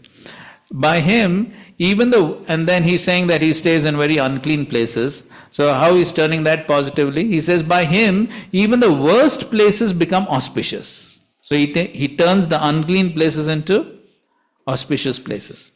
There is no one greater than Shiva in auspiciousness. He is the leader of persons who are completely in ignorance. As praise, it indicates that Shiva, as a pastime by his will, accepts even the most ignorant out of mercy. Okay, next. Oh, on the request of Lord Brahma, I handed over my chaste daughter to him, although he is devoid of all cleanliness and his heart is filled with nasty things. Right, so he's saying that. So now what he is doing? Now he's even blaming Brahma, his father. He's saying, I had no desire to give my daughter, but what to do? This father, Brahma told me, therefore I gave. So now he's even bringing Brahma into the picture and criticizing Brahma also. So that's what Prabhupada writes in the purport. Daksha was repentant that on the request of Brahma, who was his father, he had handed over his daughter to a person who, according to his calculation, was nasty. He was so angry that he did not acknowledge that the request was from his father. Instead, he referred to Brahma as Parameshti. So he does not address his father as father or anything. He addresses him as Parameshti, the supreme teacher in the universe, because of his temperament of gross anger. He was not even prepared to accept Brahma as his father. In other words, he accused even Brahma of being less intelligent because he had advised Daksha to hand over his beautiful daughter to such a nasty fellow. In anger, one forgets everything. And thus Daksha in anger not only accused the great Lord Shiva, but criticized his own father Lord Brahma for his not very astute advice that Daksha hand over his daughter to Lord Shiva. Right? So, because of envy, now he is angry. And what is the result of anger? So, Lord Krishna has described Bhagavad Gita 2nd chapter, verses 62-63, right? Yes, dhyaito vishayan pumsa. So here he has attachment. Attachment to what? Yes, his respect, prestige. Dhyaito vishayan pumsa sangaste shupajayate sangat sanjayate kama kramat krodha vijayate. So here the kama, the enjoying mentality is his desire for that respect. He did not get it, so therefore the next thing is krodha. And then krodhat bhavati sammoha. Sammohat smriti vibhrama smriti brahmshat buddhinasho buddhinash. So that is exactly what is happening here. So he is not only showing anger towards Shiva, now he is also showing anger to Brahma. And that's what Srila Prabhupada is writing. One forgets everything. One forgets everything. So therefore one should be very careful with anger. When one is angry, again, anger is an influence of what? Tamogun. Okay, so it's Raja and essentially Tamogun. What's the verse? 3rd chapter of Bhagavad Gita. Kamesha krodesha rajoguna samudbhava mahashano mahapapma vidyena mivedim. So anyway, so then Prabhupada explains. So when the Rajogun further degrades into Tamogun, then it manifests as anger, krodha. So therefore, when one is angry, then one does not know what one is saying, what one is doing. One acts like a crazy person. Srila Prabhupada, in fact, Prabhupada in a lecture he says, Prabhupada is actually describing again the same 5th chapter, 5th canto. This is 6th or 7th verse. Nonam pramatta kurute vikarma yad indriya priyataya apranoti. So there he is describing pramatta, madman, pramatta. Matta means mad, pramatta means sufficiently mad. So Prabhupada is describing that. In that context, Srila Prabhupada, as far as my understanding goes, this is the only context where Srila Prabhupada has given reference to Pune. Anyone knows what's the reference? So Srila Prabhupada says,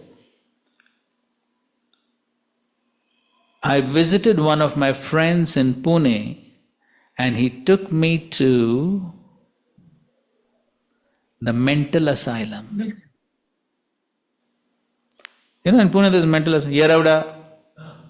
In Yeravda there is mental asylum, mental hospital, very big one, very huge. As part of our medical studies, we go there for a visit.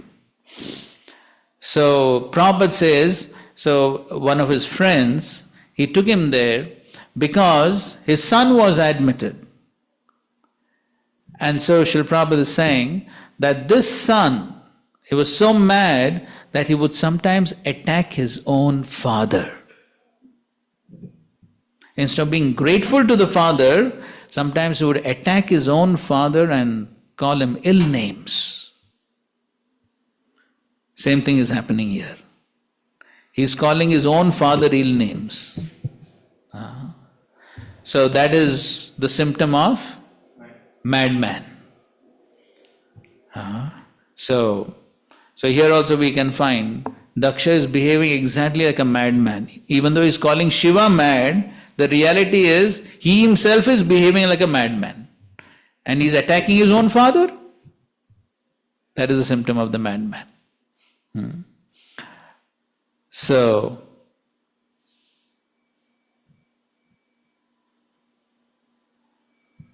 therefore, Vishwanath Chakravarti, in fact, he says that this indicates that Brahma is unqualified to be his father. That's what he's indirectly saying. Brahma is not even qualified to be my father. And then again he puts it in a positive way. He says, Shiva is merciful even to the mad. Unmadanathai. He purifies even the impure. Nashta Shauchaya. His mind is merciful even to the sinful. Though I am unqualified, I have my daughter because of Brahma's request. So that's how he's turning it into positive statements. So in this way, so that's the end of this section. All the blasphemy of Daksha against Lord Shiva. Okay, continue please. Read. Okay, yes. As per we can understand the mentality of, as I can understand Daksha mentality, thing is that he's a very big man, and the problem is Shiva is bigger man, and he himself is very great. So he has a very long enemy with Shiva, and now Brahma asked her to give his daughter to Shiva. She got married, and now he's thinking that now he's become superior, but he knows he's superior. And he's not getting that respect. Correct. And he wants to prove that he's better than Shiva. Correct. Now he has got one point that he is his father-in-law, so I'm better than you. Correct. And that is how the things are getting, because we, in the first one of the earlier verses, that he's effulgent like a sun. So he's also not ordinary, he's also so great. Correct. But Shiva is the ultimate. So basically, yes. So the root cause of the problem is envy. Envy is the root cause of the problem. And of course, that is the cause of material existence itself. And so because there's envy, and therefore he did not like his daughter to get married to him, but Brahma told, so he had to get her married to him. And then now he has got a chance to vent out his envy. He's got a chance. Right? So if one is envious of someone, one is just looking for a chance when I can pull him down. That's the nature of envy. One looks for a chance when to pull him down. How to find faults. That's the constant meditation if one is envious of someone. But the result is one basically causes great harm to oneself. Therefore that example is given, right? When one is envious of someone, it is like holding burning hot coal. So one is thinking, I'll throw this on this person. But in the meantime, what is happening? His own hand is getting burnt. So, also the other story Srila Prabhupada tells. So now see, he's envious of Lord Shiva, and so therefore he wants to get that respect and that position of Lord Shiva. And so therefore, he's trying to pull him down so that his own position goes up. That's what he's trying to do. And so in that connection, Srila Prabhupada explains how there is envy even amongst the lower species. And then he tells the story, which we have described many times, of the dog having some food in the mouth. You know that story. The dog has the food in the mouth, and then he's crossing a bridge over a river, and then he sees his reflection, and he thinks that there is another dog with some food in the mouth. And so there is envy. So because of envy, the dog is thinking, hey, this dog also has food? That is meant for me? So then what he does? Yes, he barks. And as soon as he opens his mouth, he loses the food which he has. And as far as the other dog is concerned, there is no other dog.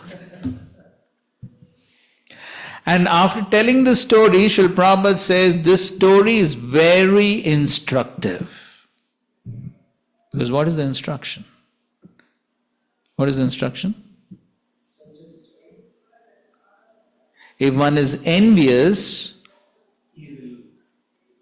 forget about getting what the other person has, he loses even what he has. This is the result of envy. Therefore, Srila Prabhupada says, very instructive story. This is the result of envy. So if one is envious of another person, and one tries to do harm to the other person, the result will be that, whether one harms the other person or not, may be successful, may not be successful, but one fact is sure, and that is what? One will definitely harm oneself. That is the result of envy. Therefore, one has to give it up. That's the only solution. Give up the envy. Okay, please continue. 17.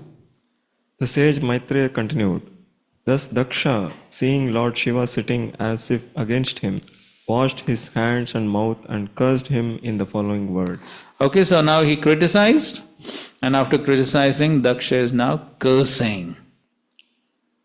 The demigods are eligible to share in the oblations of sacrifice. Krishna. But Lord Shiva, who is the lowest of all the demigods, should not have a share. Yes, so that's the curse. Curse is all the devatas, they get their share of sacrifices, but this Shiva will not get his share. And as Prabhupada is quoting, Srila Vishwanath Thakur comments in this connection that Lord Shiva was saved from the calamity of taking part with other demigods who were all materialistic. So that's the positive side of it. Lord Shiva is the greatest devotee of the Supreme Personality of God. It is not fitting for him to eat or sit with materialistic persons like the demigods. Thus the curse of Daksha was indirectly a blessing, for Shiva would not have to eat or sit with other demigods who were too materialistic. And then Srila Prabhupada has given the example of Gaur Kishodas Babaji, who was sitting on the side of a latrine to chant Hare Krishna. And so the conclusion is that Lord Shiva behaved in his own way to avoid materialistic persons who might disturb him in his prosecution of devotional service. So it's almost like Lord Shiva planned this to happen so that he's saved.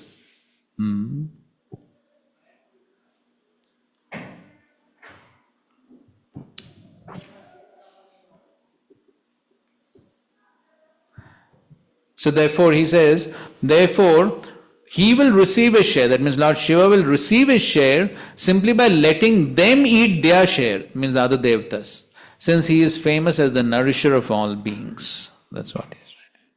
Okay, 19.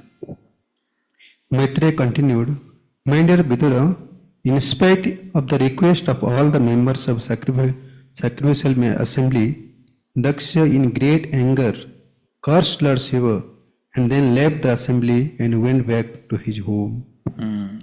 Okay, you can read the purport. Anger is so detrimental that even a great personality like Daksha, out of anger, left the arena where Brahma was presiding, and all the great sages and pious and saintly persons were assembled. All of them requested him not to leave, but infuriated, he left, thinking that the auspicious place was not fit for him. Puffed up by his exalted position, he thought that no one was greater than his argument. It appeared that all the members of assembly, including Lord Brahma, requested him not to be angry and leave their company, but in spite of the all request, he left. That is the effect of a cruel anger. In Bhagavad Gita, therefore, it is advised that one who desires to make tangible advancement, anger in the mode of passion. Actually, we can see that lust, anger and passion make a man crazy, even though he be as great as Daksha. The very name Daksha suggested that he was expert in all material activities, but still, because of his aversion towards such a greatly personality as Shiva, he was attacked by these three enemies, anger, lust and passion. Lord Chaitanya therefore advised that one be very careful not to be offend Vaishnavas. He compared offenses towards a Vaishnava to a mad elephant. As a mad elephant can do anything horrible, so when a person offends a Vaishnava, he can perform any abominable actions. Yes. So this is the result of anger. Anger is so detrimental that even a great personality like Daksha out of anger left the arena where Brahma was presiding and all the great sages and pious and saintly persons were assembled. So, and all of them requested him not to leave, including Brahma. But still, as Vishnu Thakur says, he was thinking, I should not stay in an assembly of such irreligious people. So he's thinking all these people here are irreligious, unqualified. I am not qualified to stay with these people.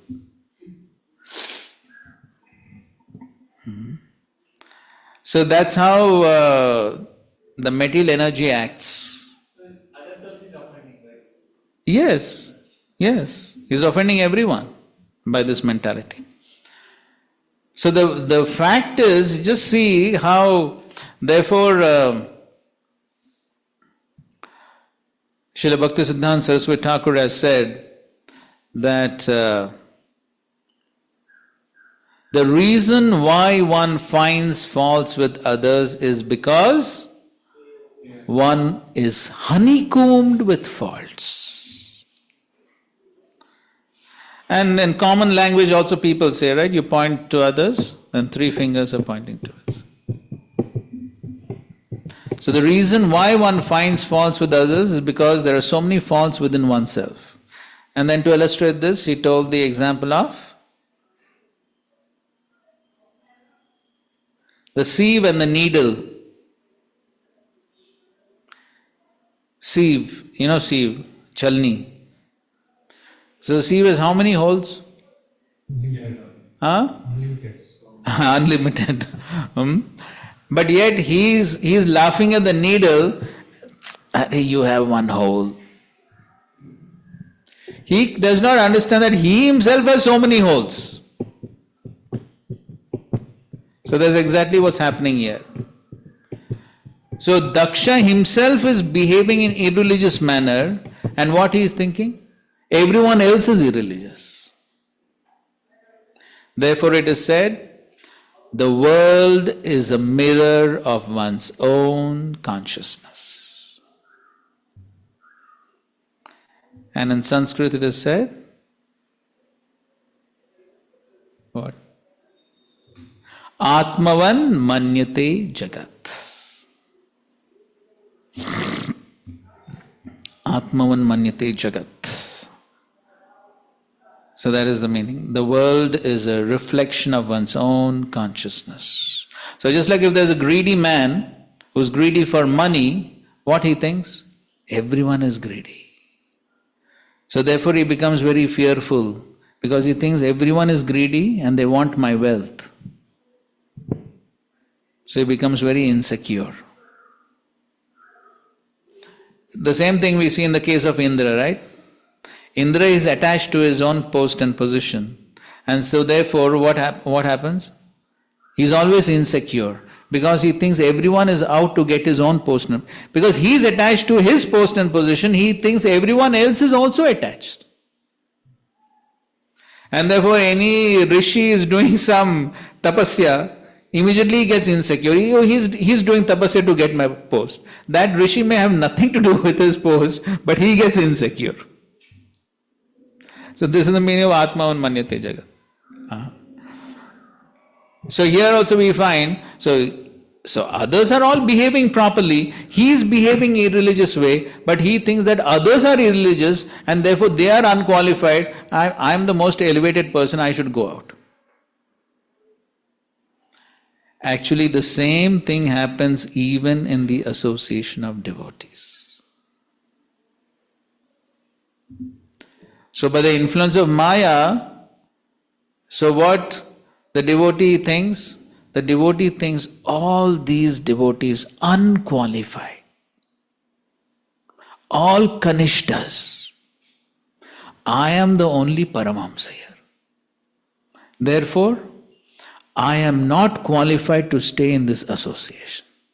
So then what to do? Go out. This is how Maya tricks. So the person himself is not qualified, but what he begins to think? Others are not qualified.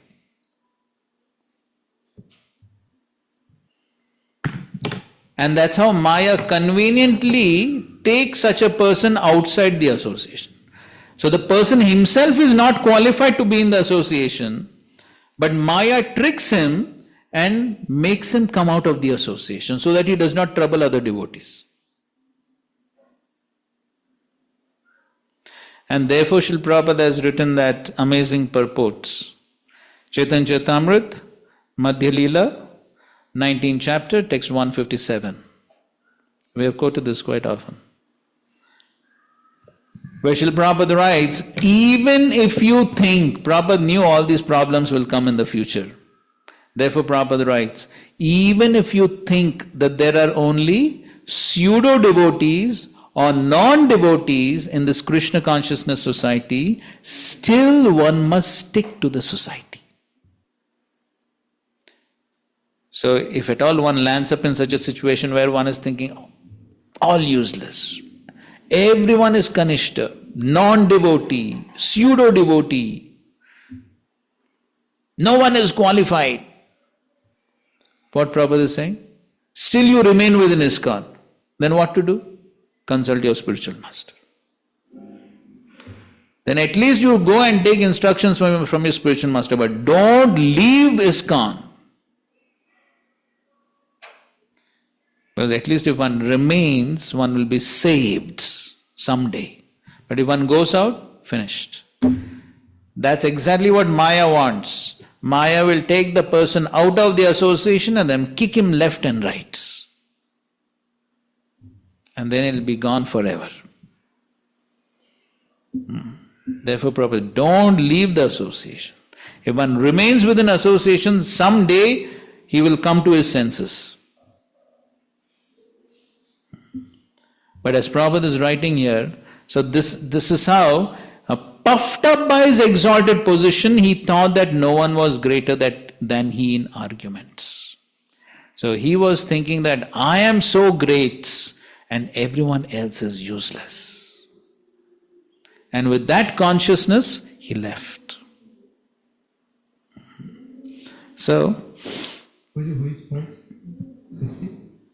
Madhya Leela, 19th chapter, text 157. So then one lands up into committing Vaishnav aparadhs. So as Prabhupada is writing, because of his aversion towards such a saintly personality as Shiva, that means because of his envy, then he was attacked by anger, lust, passion.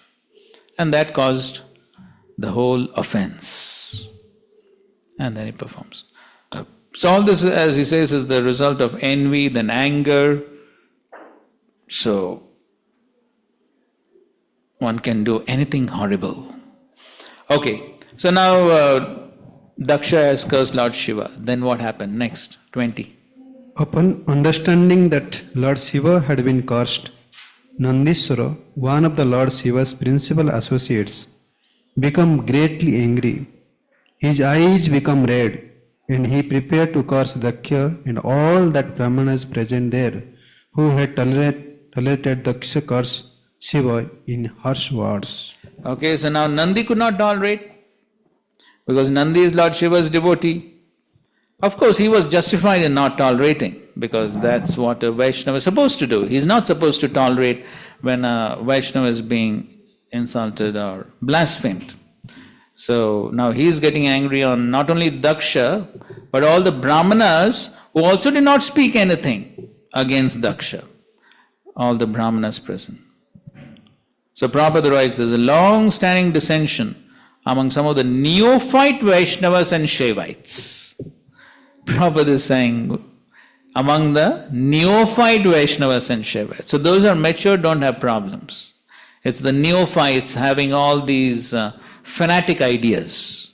Then they cause problems. So much about religious fanaticism. They're always at loggerheads. When Daksha cursed Lord Shiva in harsh words, some of the Brahmanas present might have enjoyed it, because some Brahmanas do not very much admire Lord Shiva. This is due to the ignorance of Lord Shiva's position. Nandishwar was affected by the cursing, but he did not follow the example of Lord Shiva. You see, Prabhupada gives such amazing practical commentaries, for all of us to learn and understand from these pastimes. So Nandishwar was affected by the cursing. Okay, that is natural. But he did not follow the example of Lord Shiva, who was also present there.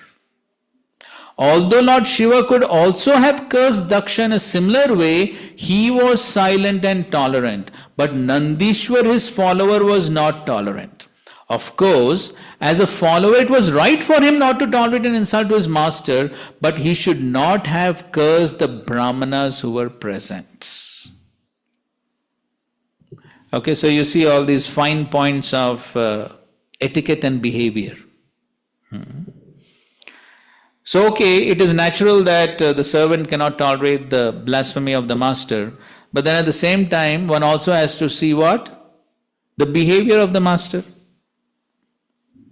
That also one should see. So here, because Shiva was silent, he was tolerant, so then Nandi also should have tolerated the situation. So he got angry. That anger is justified, but then he should have followed Lord Shiva. So the entire issue was so complicated that those who were not strong enough forgot their positions, and the cursing and counter-cursing went on in that great assembly. And this is a very important lesson which Srila Prabhupada is giving us.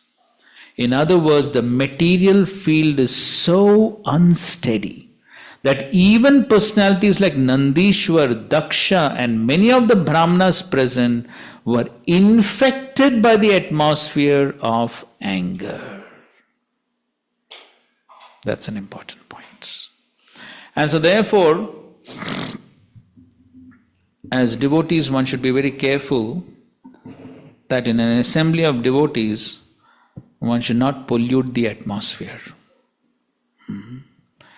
If you pollute the atmosphere, what will happen? Everyone becomes affected by that. So therefore, in the assembly of devotees, in public, at least in public, one should avoid exhibiting anger, shouting, yelling, all these things one should avoid. Because not only it affects the concerned parties, but all the others who are witnessing that event, even they will be affected by the lower modes, and the whole atmosphere becomes polluted. That is what we find in outside world, right?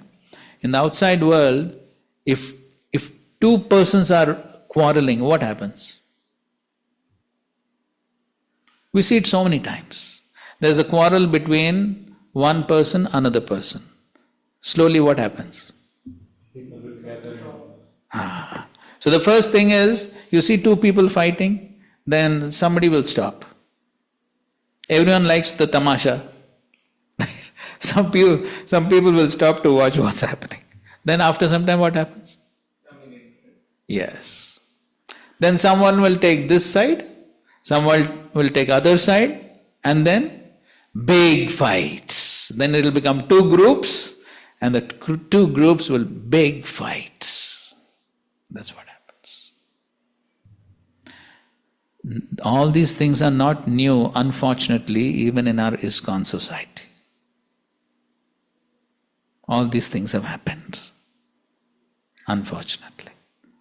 But these things happen. Why? As Prabhupada is writing here, the material field is so unsteady. Material world means three modes. And if we are not careful, we'll become victim of the three modes. And then the whole atmosphere becomes polluted. So therefore, very important that we control ourselves, even though one may be influenced by so many emotions and things and that. So, at least we should not do things in public. That's the worst thing to do. To quarrel and fight in public, that's the worst thing for devotees to do. If at all one wants to vent out anger, go privately in some corner and vent out the anger.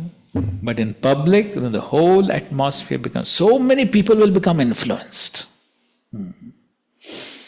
So here we can see that that's what's happening. So now Nandi, he starts his cursing Daksha and the Brahmanas. So what is his curse? Okay. Anyone who has accepted Daksha as the most important personality and neglected Lord Shiva because of envy is less intelligent, and because of visualizing in duality will be bereft of transcendental knowledge. Yes. So as Prabhupada writes, the first curse by Nandishwar was that anyone supporting Daksha was foolishly identifying himself with the body, and therefore, because Daksha had no transcendental knowledge, supporting him would deprive one of transcendental knowledge. Okay, so Daksha was himself identifying with the body, so only in the bodily consciousness he was thinking about respect and this and that. And so therefore he was bereft of transcendental knowledge, so he's cursing that all the followers of Daksha, the Brahmanas, the same thing is going to happen to them. But the fact is that is what actually happened in Kali Yuga to all the Brahmanas. The curse of Nandi actually came correct, came true. Okay, 22. Griheshu kutadharmeshu sakto gramya sukhechaya karmatantram vitanute vedavada vipannadhi. Pretentiously religious householder life, in which one is attracted to material happiness and thus also attracted to the superficial explanation of the Vedas, robs one of all intelligence and attaches one to fruity activities as all in all. Yes.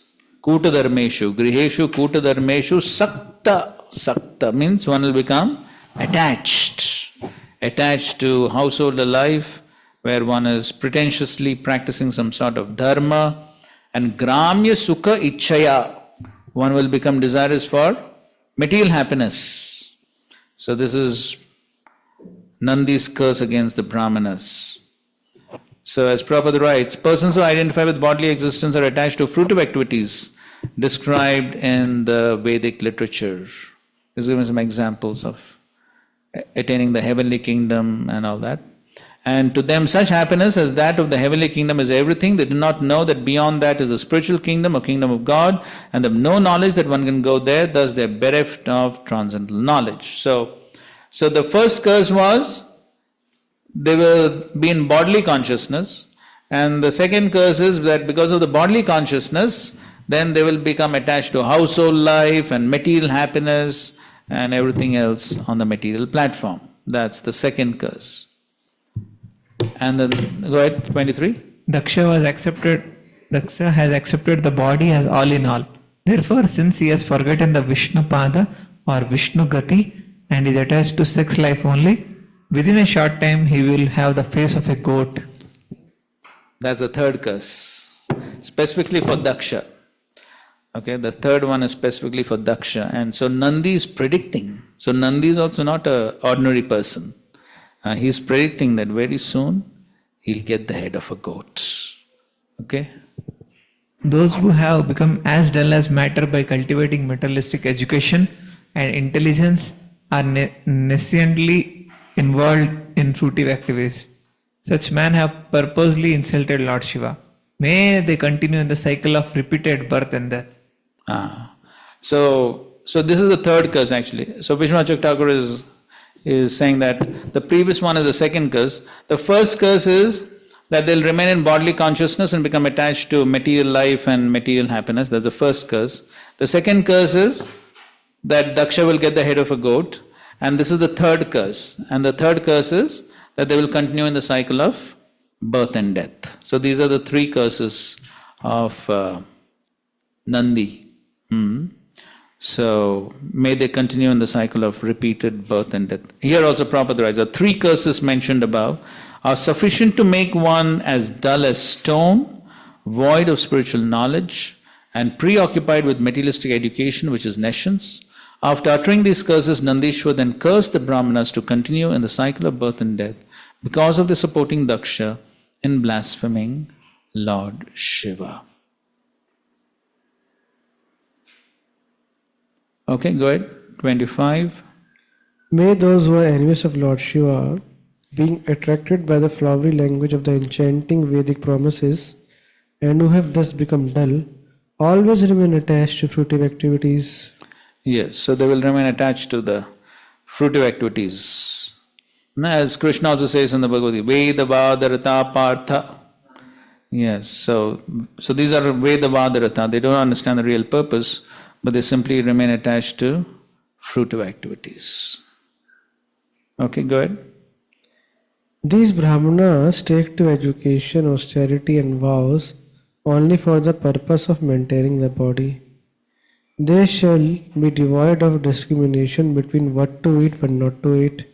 They will acquire money begging from door to door simply for the satisfaction of Fourth curse. So the fourth curse is that they will simply think of maintaining the body. And Sarva Bhaksha, the first thing, Sarva Bhaksha. That means what? They'll eat everything. No discrimination. And that's exactly what we see nowadays, right? The so-called Brahmanas. Of course, there are no real Brahmanas these days at all. But those who claim to be Brahmanas on the basis of birth, what are they doing? Eating everything. There's no discrimination. That's what he's saying. Sarva Bhaksha Dvija. For what? Vrityei, for maintaining the body. Dhrita Vidya, Tapaha, Vrataha, Vitta, Deha, Indriya, Arama. So everything they do will be for the satisfaction of the body. So they will do all this tapasya and education, everything simply for maintaining the body. And they will beg from door to door simply for the satisfaction of the body. As Prabhupada writes, the third curse inflicted by Nandishwar on the Brahmanas who supported Daksha is completely functioning in the age of Kali. Prabhupada said, completely functioning. So yes, so that's what we find in the Brahmanas. The so-called Brahmanas are no longer interested in understanding the nature of the Supreme Brahman, although Brahmana means one who has attained knowledge about Brahman. And then Prabhupada is talking about Atato Brahma Jigyasa. And the Brahmana is not a hereditary title or position. If someone from a non-Brahmana family tries to become Brahmana being properly situated, qualified in the instructions of bona fide spiritual master, the so-called Brahmanas will object. Such Brahmanas have been cursed by Nandishwar are actually in a position where they have no discrimination between eatables and non-eatables and simply live to maintain the perishable material body and its family. So this is what is happening in Kali Yuga. All these curses are coming true. Okay, 27.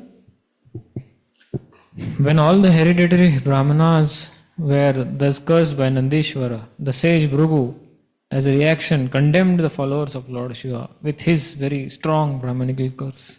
Okay, so now Nandi cursed all the Brahmanas. Now Bhrigu is cursing Shiva. Nandi and the followers of Lord Shiva. So, okay, and here, as Prabhupada is saying, it is said what? Brahmadandam duratyayam. Duratyayam. Nobody can surpass. And therefore we find later on, in the conversation between Jat Bharat and Maharaj Raghuna is what he says. He says, I'm not afraid of the Trishul of Lord Shiva or the Vajra of Indra, but I'm very much afraid of this Brahma sharp. Because when the Brahmana curses, it has to come true, it has to come correct.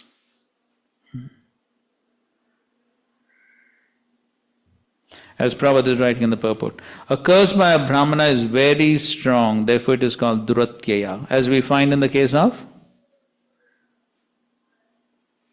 Shringi. Yeah, Shringi. So even though he was a small boy, but because he was a Brahmana, then that curse had so much of power. It had to come true. And the Chaitanya Charitamrita confirms that that which is accepted in this material world to be a benediction and that which is taken to be a curse are both on the same platform because they're material. To get out of this material contamination, one should take shelter of the Supreme Personality of God. So, Mame Vai Prapadyante Mahapad. Persons who have taken shelter of Krishna are always peaceful. They are never cursed by anyone, nor do they attempt to curse anyone. That is a transcendental position. Okay, so now what is the curse of Bhrigu? Go ahead. One who takes a vow to satisfy Lord Shiva or who follows such principles will certainly become an atheist and be diverted from transcendental scriptural injunctions. Right. So this is a curse which Bhrigu is saying that all these followers of Lord Shiva will become what? Pashandina, as atheists. So they'll become Pashandis and Sat Shastra Paripantinaha. They'll become diverted from the Sat Shastra, the authentic Shastras, they'll become diverted from them. And that is again, so all this is coming true. And that is what we find amongst the followers of Lord Shiva, no following of Shastra, nothing. And as Prabhupada is explaining, Lord Shiva drank ocean of poison, but these followers of Lord Shiva imitate him, take intoxicants like ganja and all those things.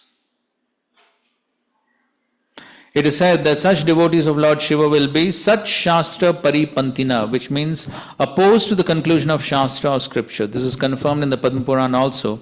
Lord Shiva was ordered by the Supreme Personality of Godhead to preach the impersonal Mayavad philosophy for a particular purpose, just as Lord Buddha preached the philosophy of voidness for a particular purpose. So that is what we find. Most of these followers of Lord Shiva, all are Mayavadis. That is what we find.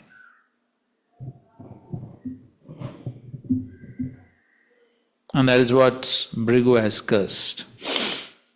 29. Nashta Shaucha Mudadhiyo Jatha Basmasti Dharina Vishantu Shivadikshayam Yatra Daivam Suraspas. I think so online people can read. Online I have not read today. Those who vow to worship Lord Shiva are so foolish that they imitate him by keeping long hair on their heads.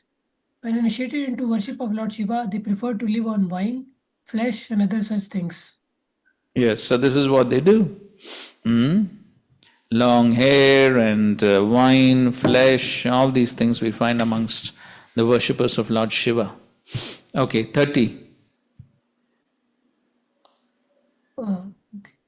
Bhrigu continued, since you blaspheme the Vedas and the Brahmanas, who are followers of the Vedic principles, it is understood that you have already taken shelter of the doctrine of atheism. Yes, because that's what Nandi said, that the Brahmanas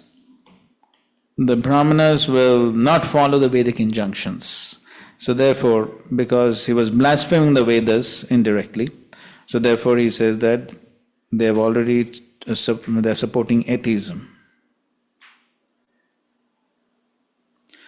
Prabhupada writes, Bhrigu Muni in cursing Nandishwar said that not only would they be degraded as atheists because of this curse, but they had already fallen to the standard of atheism because they blaspheme the Vedas, which are the source of human civilization. Nastik. Further down, Prabhupada is writing, thus, if one blasphemes the Vedas and Brahmanas, naturally one goes down to the status of atheism. The exact word used in Sanskrit is Nastik, which refers to one who does not believe in the Vedas but manufactures some concocted system of religion. Okay, 31. The Vedas give the eternal regulative principles for auspicious advancement in human civilization, which have been rigidly followed in the past. The strong evidence of this principle is the Supreme Personality of Godhead, who is called Janardana, the well-wisher of all living entities. Okay, so the Vedas are, yes, regulative principles which have been given by the Supreme Lord Himself. So Prabhupada is explaining about the Vedas and how they have come from the Supreme Lord and given to Brahma, how they're coming down in parampara. Prabhupada is explaining all that. Just one clarification. Okay. This happened in Satyuga, na? Yes. So, Prabhuji, like Brahmana got curses that time only, but we hear that they followed the Brahmanical principle at least till Dwapar Yuga, Treta and Dwapara. This came into effect in Kali Yuga like that? But then still we do find that the following of religious principles reduced, isn't it? Means every yuga some little Yes, reduces. person reduces.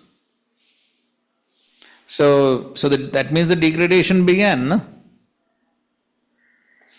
Because everything begins with degradation of the Brahmanas. When Brahmanas get degraded, then everything degrades. So it shows that the Brahmanas did become degraded, and as a result, then the others also follow the Brahmanas. So that is how the degradation began, and as Prabhupada explains very often. So then in Treta Yuga, then 25% don't follow, 75% follow. Then Dwapara Yuga, it's 50-50. And now it is, yes, 25% don't follow, right? Yes, 25% follow, 75% don't follow. And of course the 25% also are quickly degrading. Yes, so we can see that degradation did begin that time. But of course the grossest manifestation of that degradation we find now. Right? Yes. Okay, go ahead, 32. By blaspheming the principles of Vedas, which are the pure and supreme path of the saintly persons, certainly you followers of Bhutapati, Lord Shiva, will descend to the standard of atheism without a doubt. Yes, without a doubt you'll descend to the platform of atheism.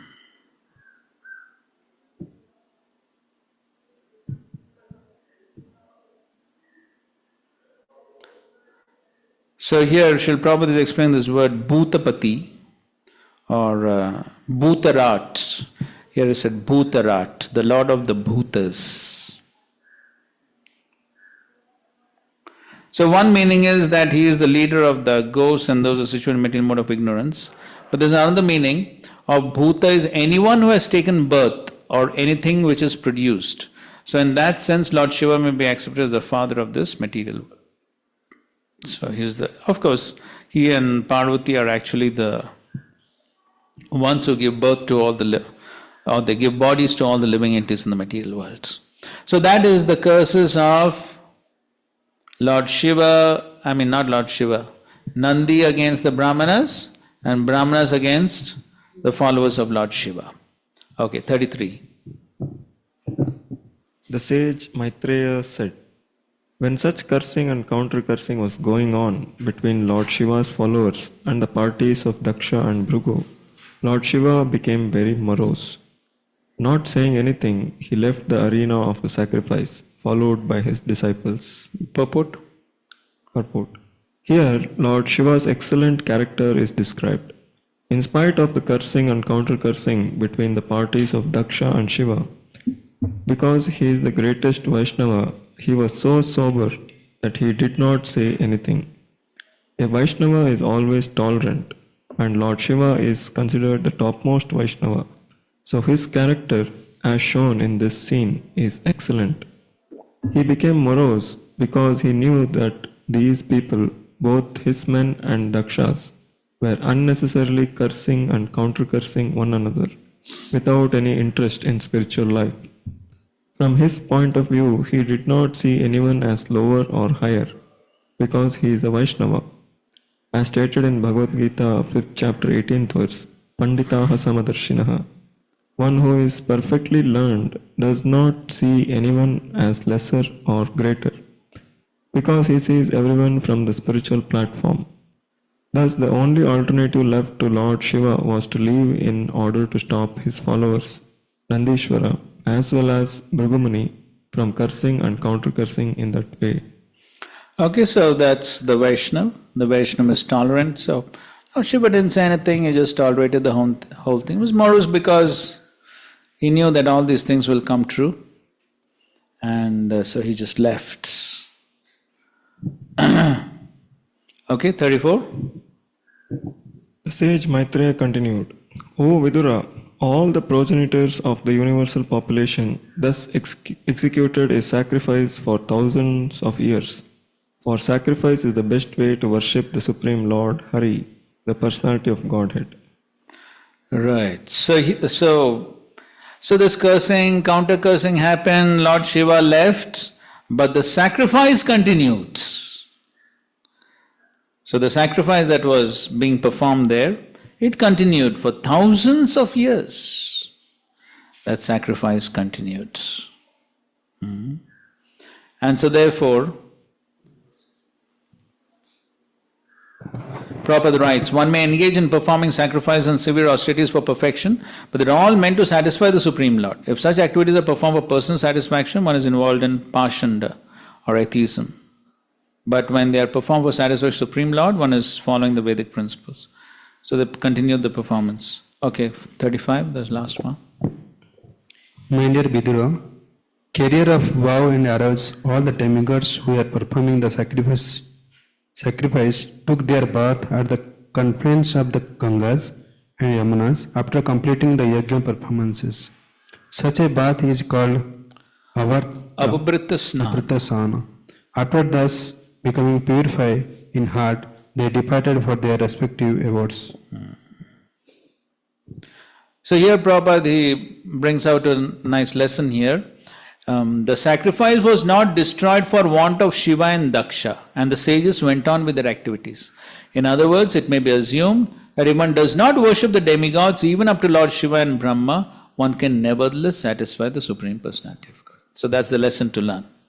So it's not necessary to satisfy the Devatas to satisfy the Supreme Lord. So one can satisfy the Supreme Lord without satisfying the Devatas. And then he talks about kama isthesthirata jnana prapadyate.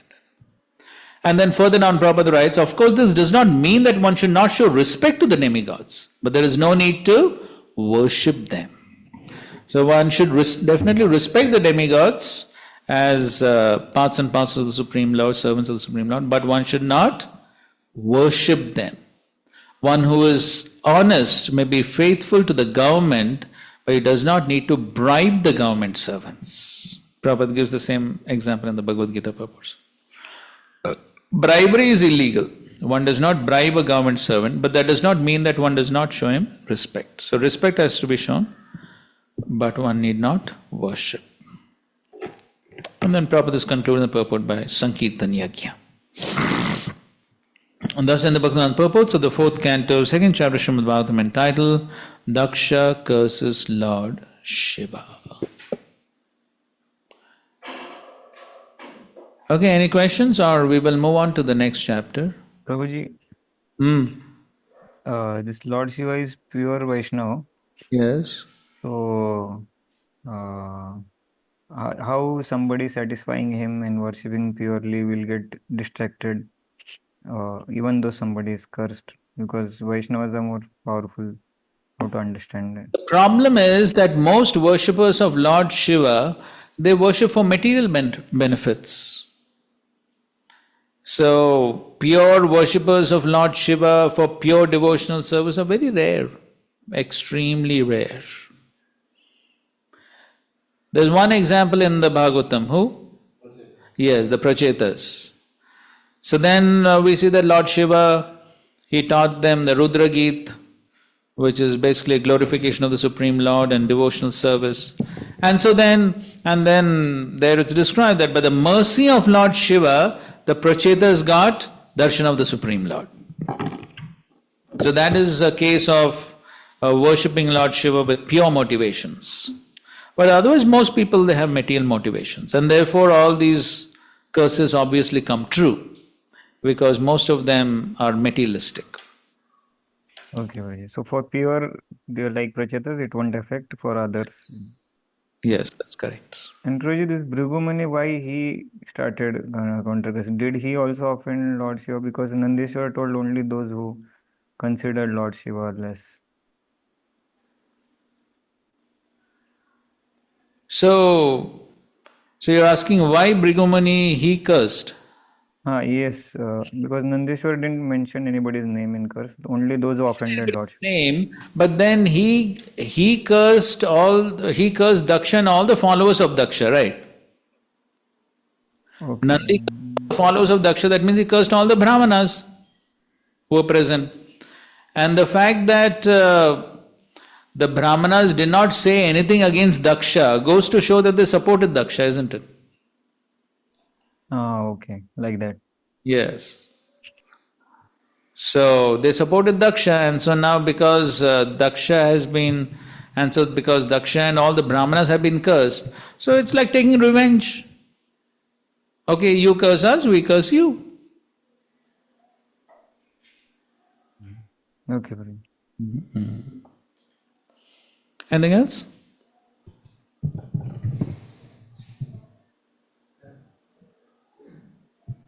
Okay, we'll go to the next chapter. Talks between Lord Shiva and Sati. Okay, let's read.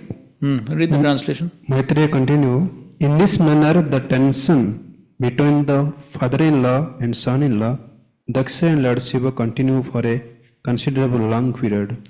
Okay, so this tension continued for a considerable long periods. So how long is that is not exactly mentioned, but it was there for a long time. Okay, then what happened? When Lord Brahma appointed Daksha, the chief of all the Prajapatis, the progenitors of population, Daksha became very much puffed up.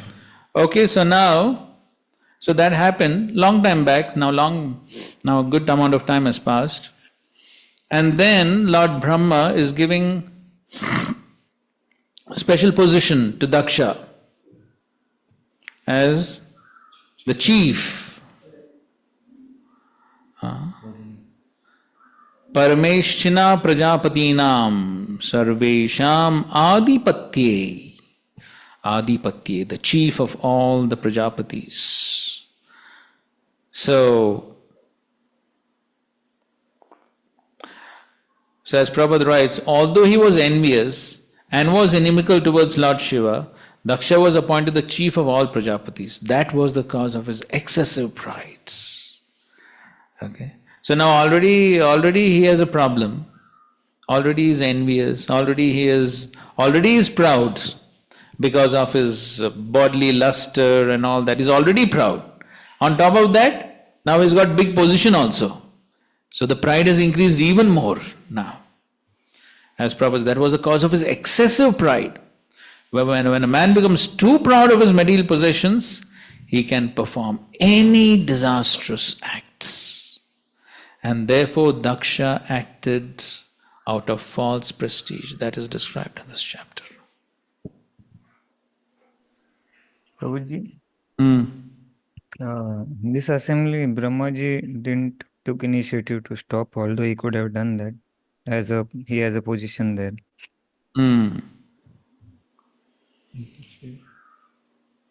So? Why he has not? Why he didn't take that? Because offenses, even he is a Vaishnava, so offensive things immediately one should, if he has position and power, so he had that. He could have easily, I think so, stopped. I don't remember exactly where this comes, but somewhere in these purports, somewhere I think so it has come somewhere, that the whole thing happened so quickly that practically it was out of control. See, we are reading slowly with purports and all that. But if you just see the Sanskrit verses, how many are there? It's first of all this Nandi. So Nandi speaks some 4 or 5 verses, and then Bhrigu speaks some 4 or 5 verses, that's all. Speaking 4 or 5 Sanskrit verses, how much time it takes? Hardly 3-4 minutes it will take. So what Brahma can do in 3-4 minutes? It's so quick. It's not that, it's happening slowly and Brahma can say, hey, stop, don't fight. It's just so quick. He says 4 verses and he says 4 verses, finished. That's it. So it happened too quickly for even Brahma to do anything. So somewhere it comes actually, I don't remember exactly. But yes, that's what happened. Everything happened so fast.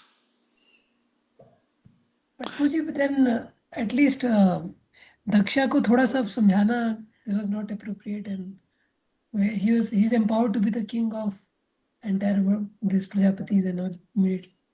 See, Daksha got angry, so Daksha, he spoke those words, he got angry and he left. So now what can be done? See, it's not that Daksha informed Brahma, see, now I'm going to blaspheme Shiva. It's not like that, no? He thought of blaspheming Shiva and he did it. You see how quickly the whole thing is, right? Even Daksha, how many verses he speaks?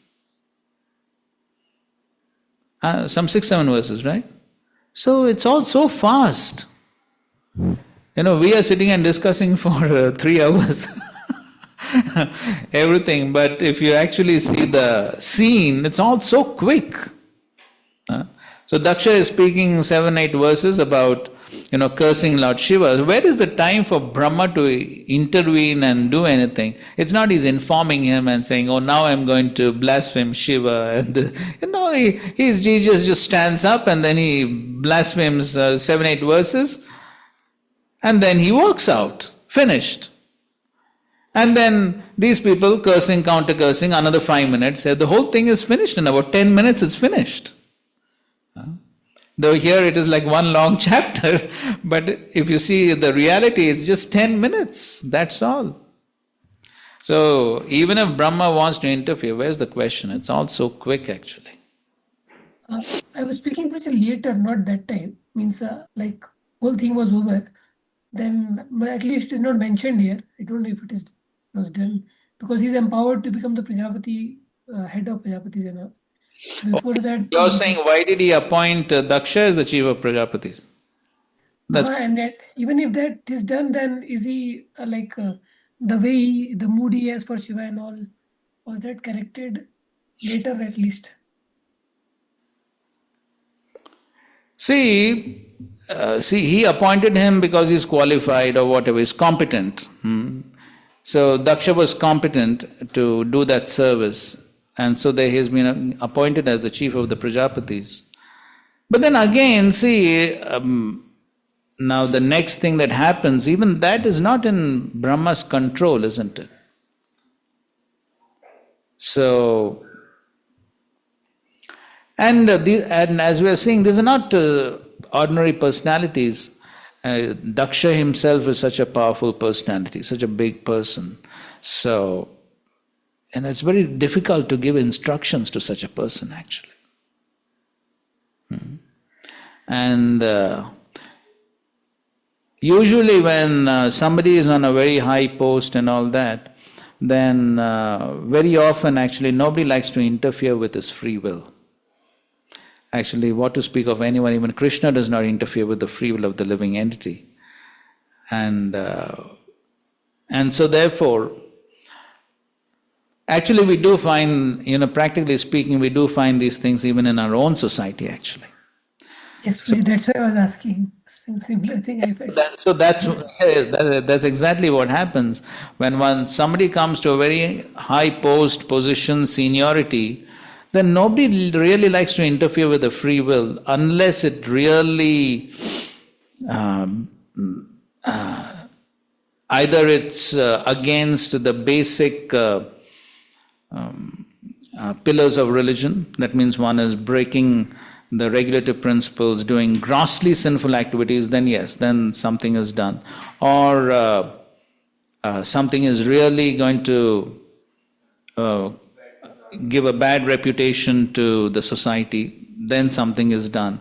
Otherwise, in most other cases, we find that usually no one interferes with the activities of a very senior devotee. We practically see these things happening actually. And though it becomes very clear that the senior devotee is not going on the right track, but on one hand, that senior devotee himself is not in a position to accept good advice. And others also feel very uncomfortable giving any advice because that person is already very senior, so it becomes a little embarrassing.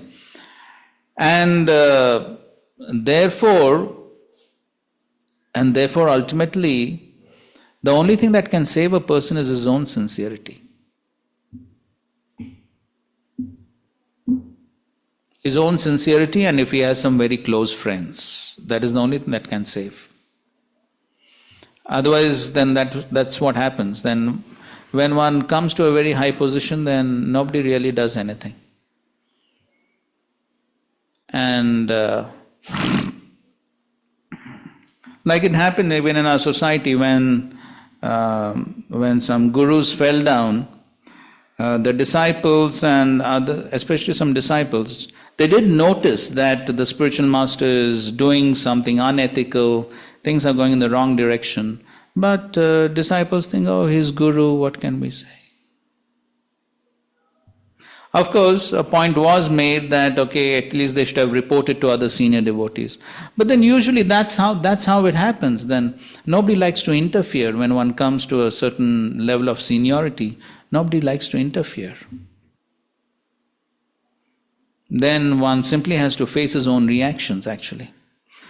And therefore, what's very important is that oneself, first of all, has to become very sincere, and one has to have the right association. And therefore, Srila Prabhupada has given that very famous example we all have read. Ultimately, everyone has to fly his own plane. That's what it is. So, I can take help. If I have a problem, I can take help. But if I don't even detect my problem, that's what we were discussing today. Even detecting that I have a problem becomes difficult. Then where is the question of seeking help? When will I seek help? When I know that I have a problem, right? When I know I have a disease. But if I don't even know that, then I don't seek help. And others feel uncomfortable telling me that I have a problem. Then who can save me? Then ultimately, it's only the Paramatma who can save. So then Paramatma also is also neutral. Even Krishna doesn't interfere with the free will. Unless the person is really very sincere and takes shelter of the Supreme Lord, even Supreme Lord will not do anything. So therefore, ultimately it all boils down to individual sincerity. And the individuals taking shelter of the Supreme Lord and the Vaishnavas and all that. So therefore the initial training itself is very important. So that initially itself one is trained to become sincere and be under proper guidance and shelter and all that. Because after some years then the person himself doesn't like to hear suggestions and good advice. He himself does not like. And others also feel uncomfortable giving. So that's the reality actually. And we see these things happening even in our own society. So then ultimately the person has to face the consequences. And then he has to learn the hard way. That's what happens. One has to learn the hard way. That's all what we can say. And that's exactly what's happening here to Daksha. So then he has to learn the hard way. That's what happens.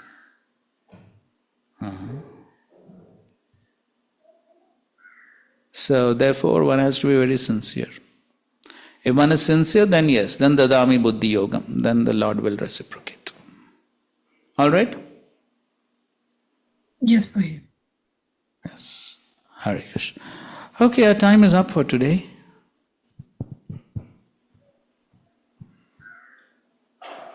I suppose the next...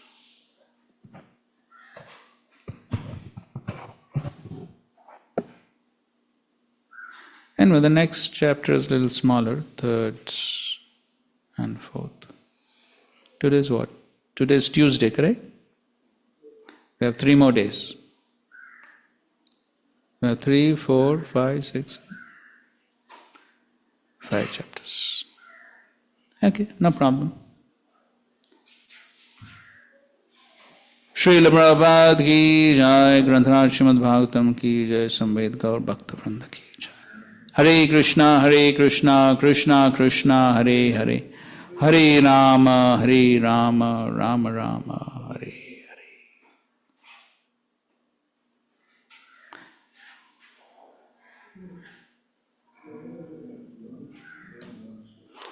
And therefore Srila Prabhupada did say, what? It is not easy to teach new tricks to an old dog. Or the other one also, when the bamboo becomes old, you can't bend it. If you try to bend it, what will happen? It will break. So therefore, if one has not learned the right things when one is in the trainable age, when one is young, in the trainable age, when one is more flexible, if one has not learned the right things at that time, and one grows up with certain sanskaras and habits, then later on, very difficult. Very difficult. And so, our experience is, if when somebody is in a senior position, even if one tries to give him good advice, he does not change. Because, as they say, old habits die hard. So he grows up with certain sanskaras and habits and ways of acting and doing things, very difficult to change. So then at that position, so everyone knows this. So therefore, nobody tries to give such a person some good advice also. Okay, let him learn his way. That is what everyone thinks. So therefore, unless that person himself has some good well-wisher friends, they may try to give him some good advice. If he doesn't have, one has to learn the hard way, that's all. And therefore, the training in the young age is very important. And even if the training is given, the person has to be sincere. Then he will take advantage of the training and continue that. But if the training may be given, but if the person is not sincere, then he leaves it after some time. So ultimately, every individual has to understand these facts, that if I follow all these shastric injunctions properly, who will benefit? I will only benefit. So one has to understand this. Nate vidu smartha gatim hi Vishnu. If one doesn't understand, what can we say? Hare Krishna.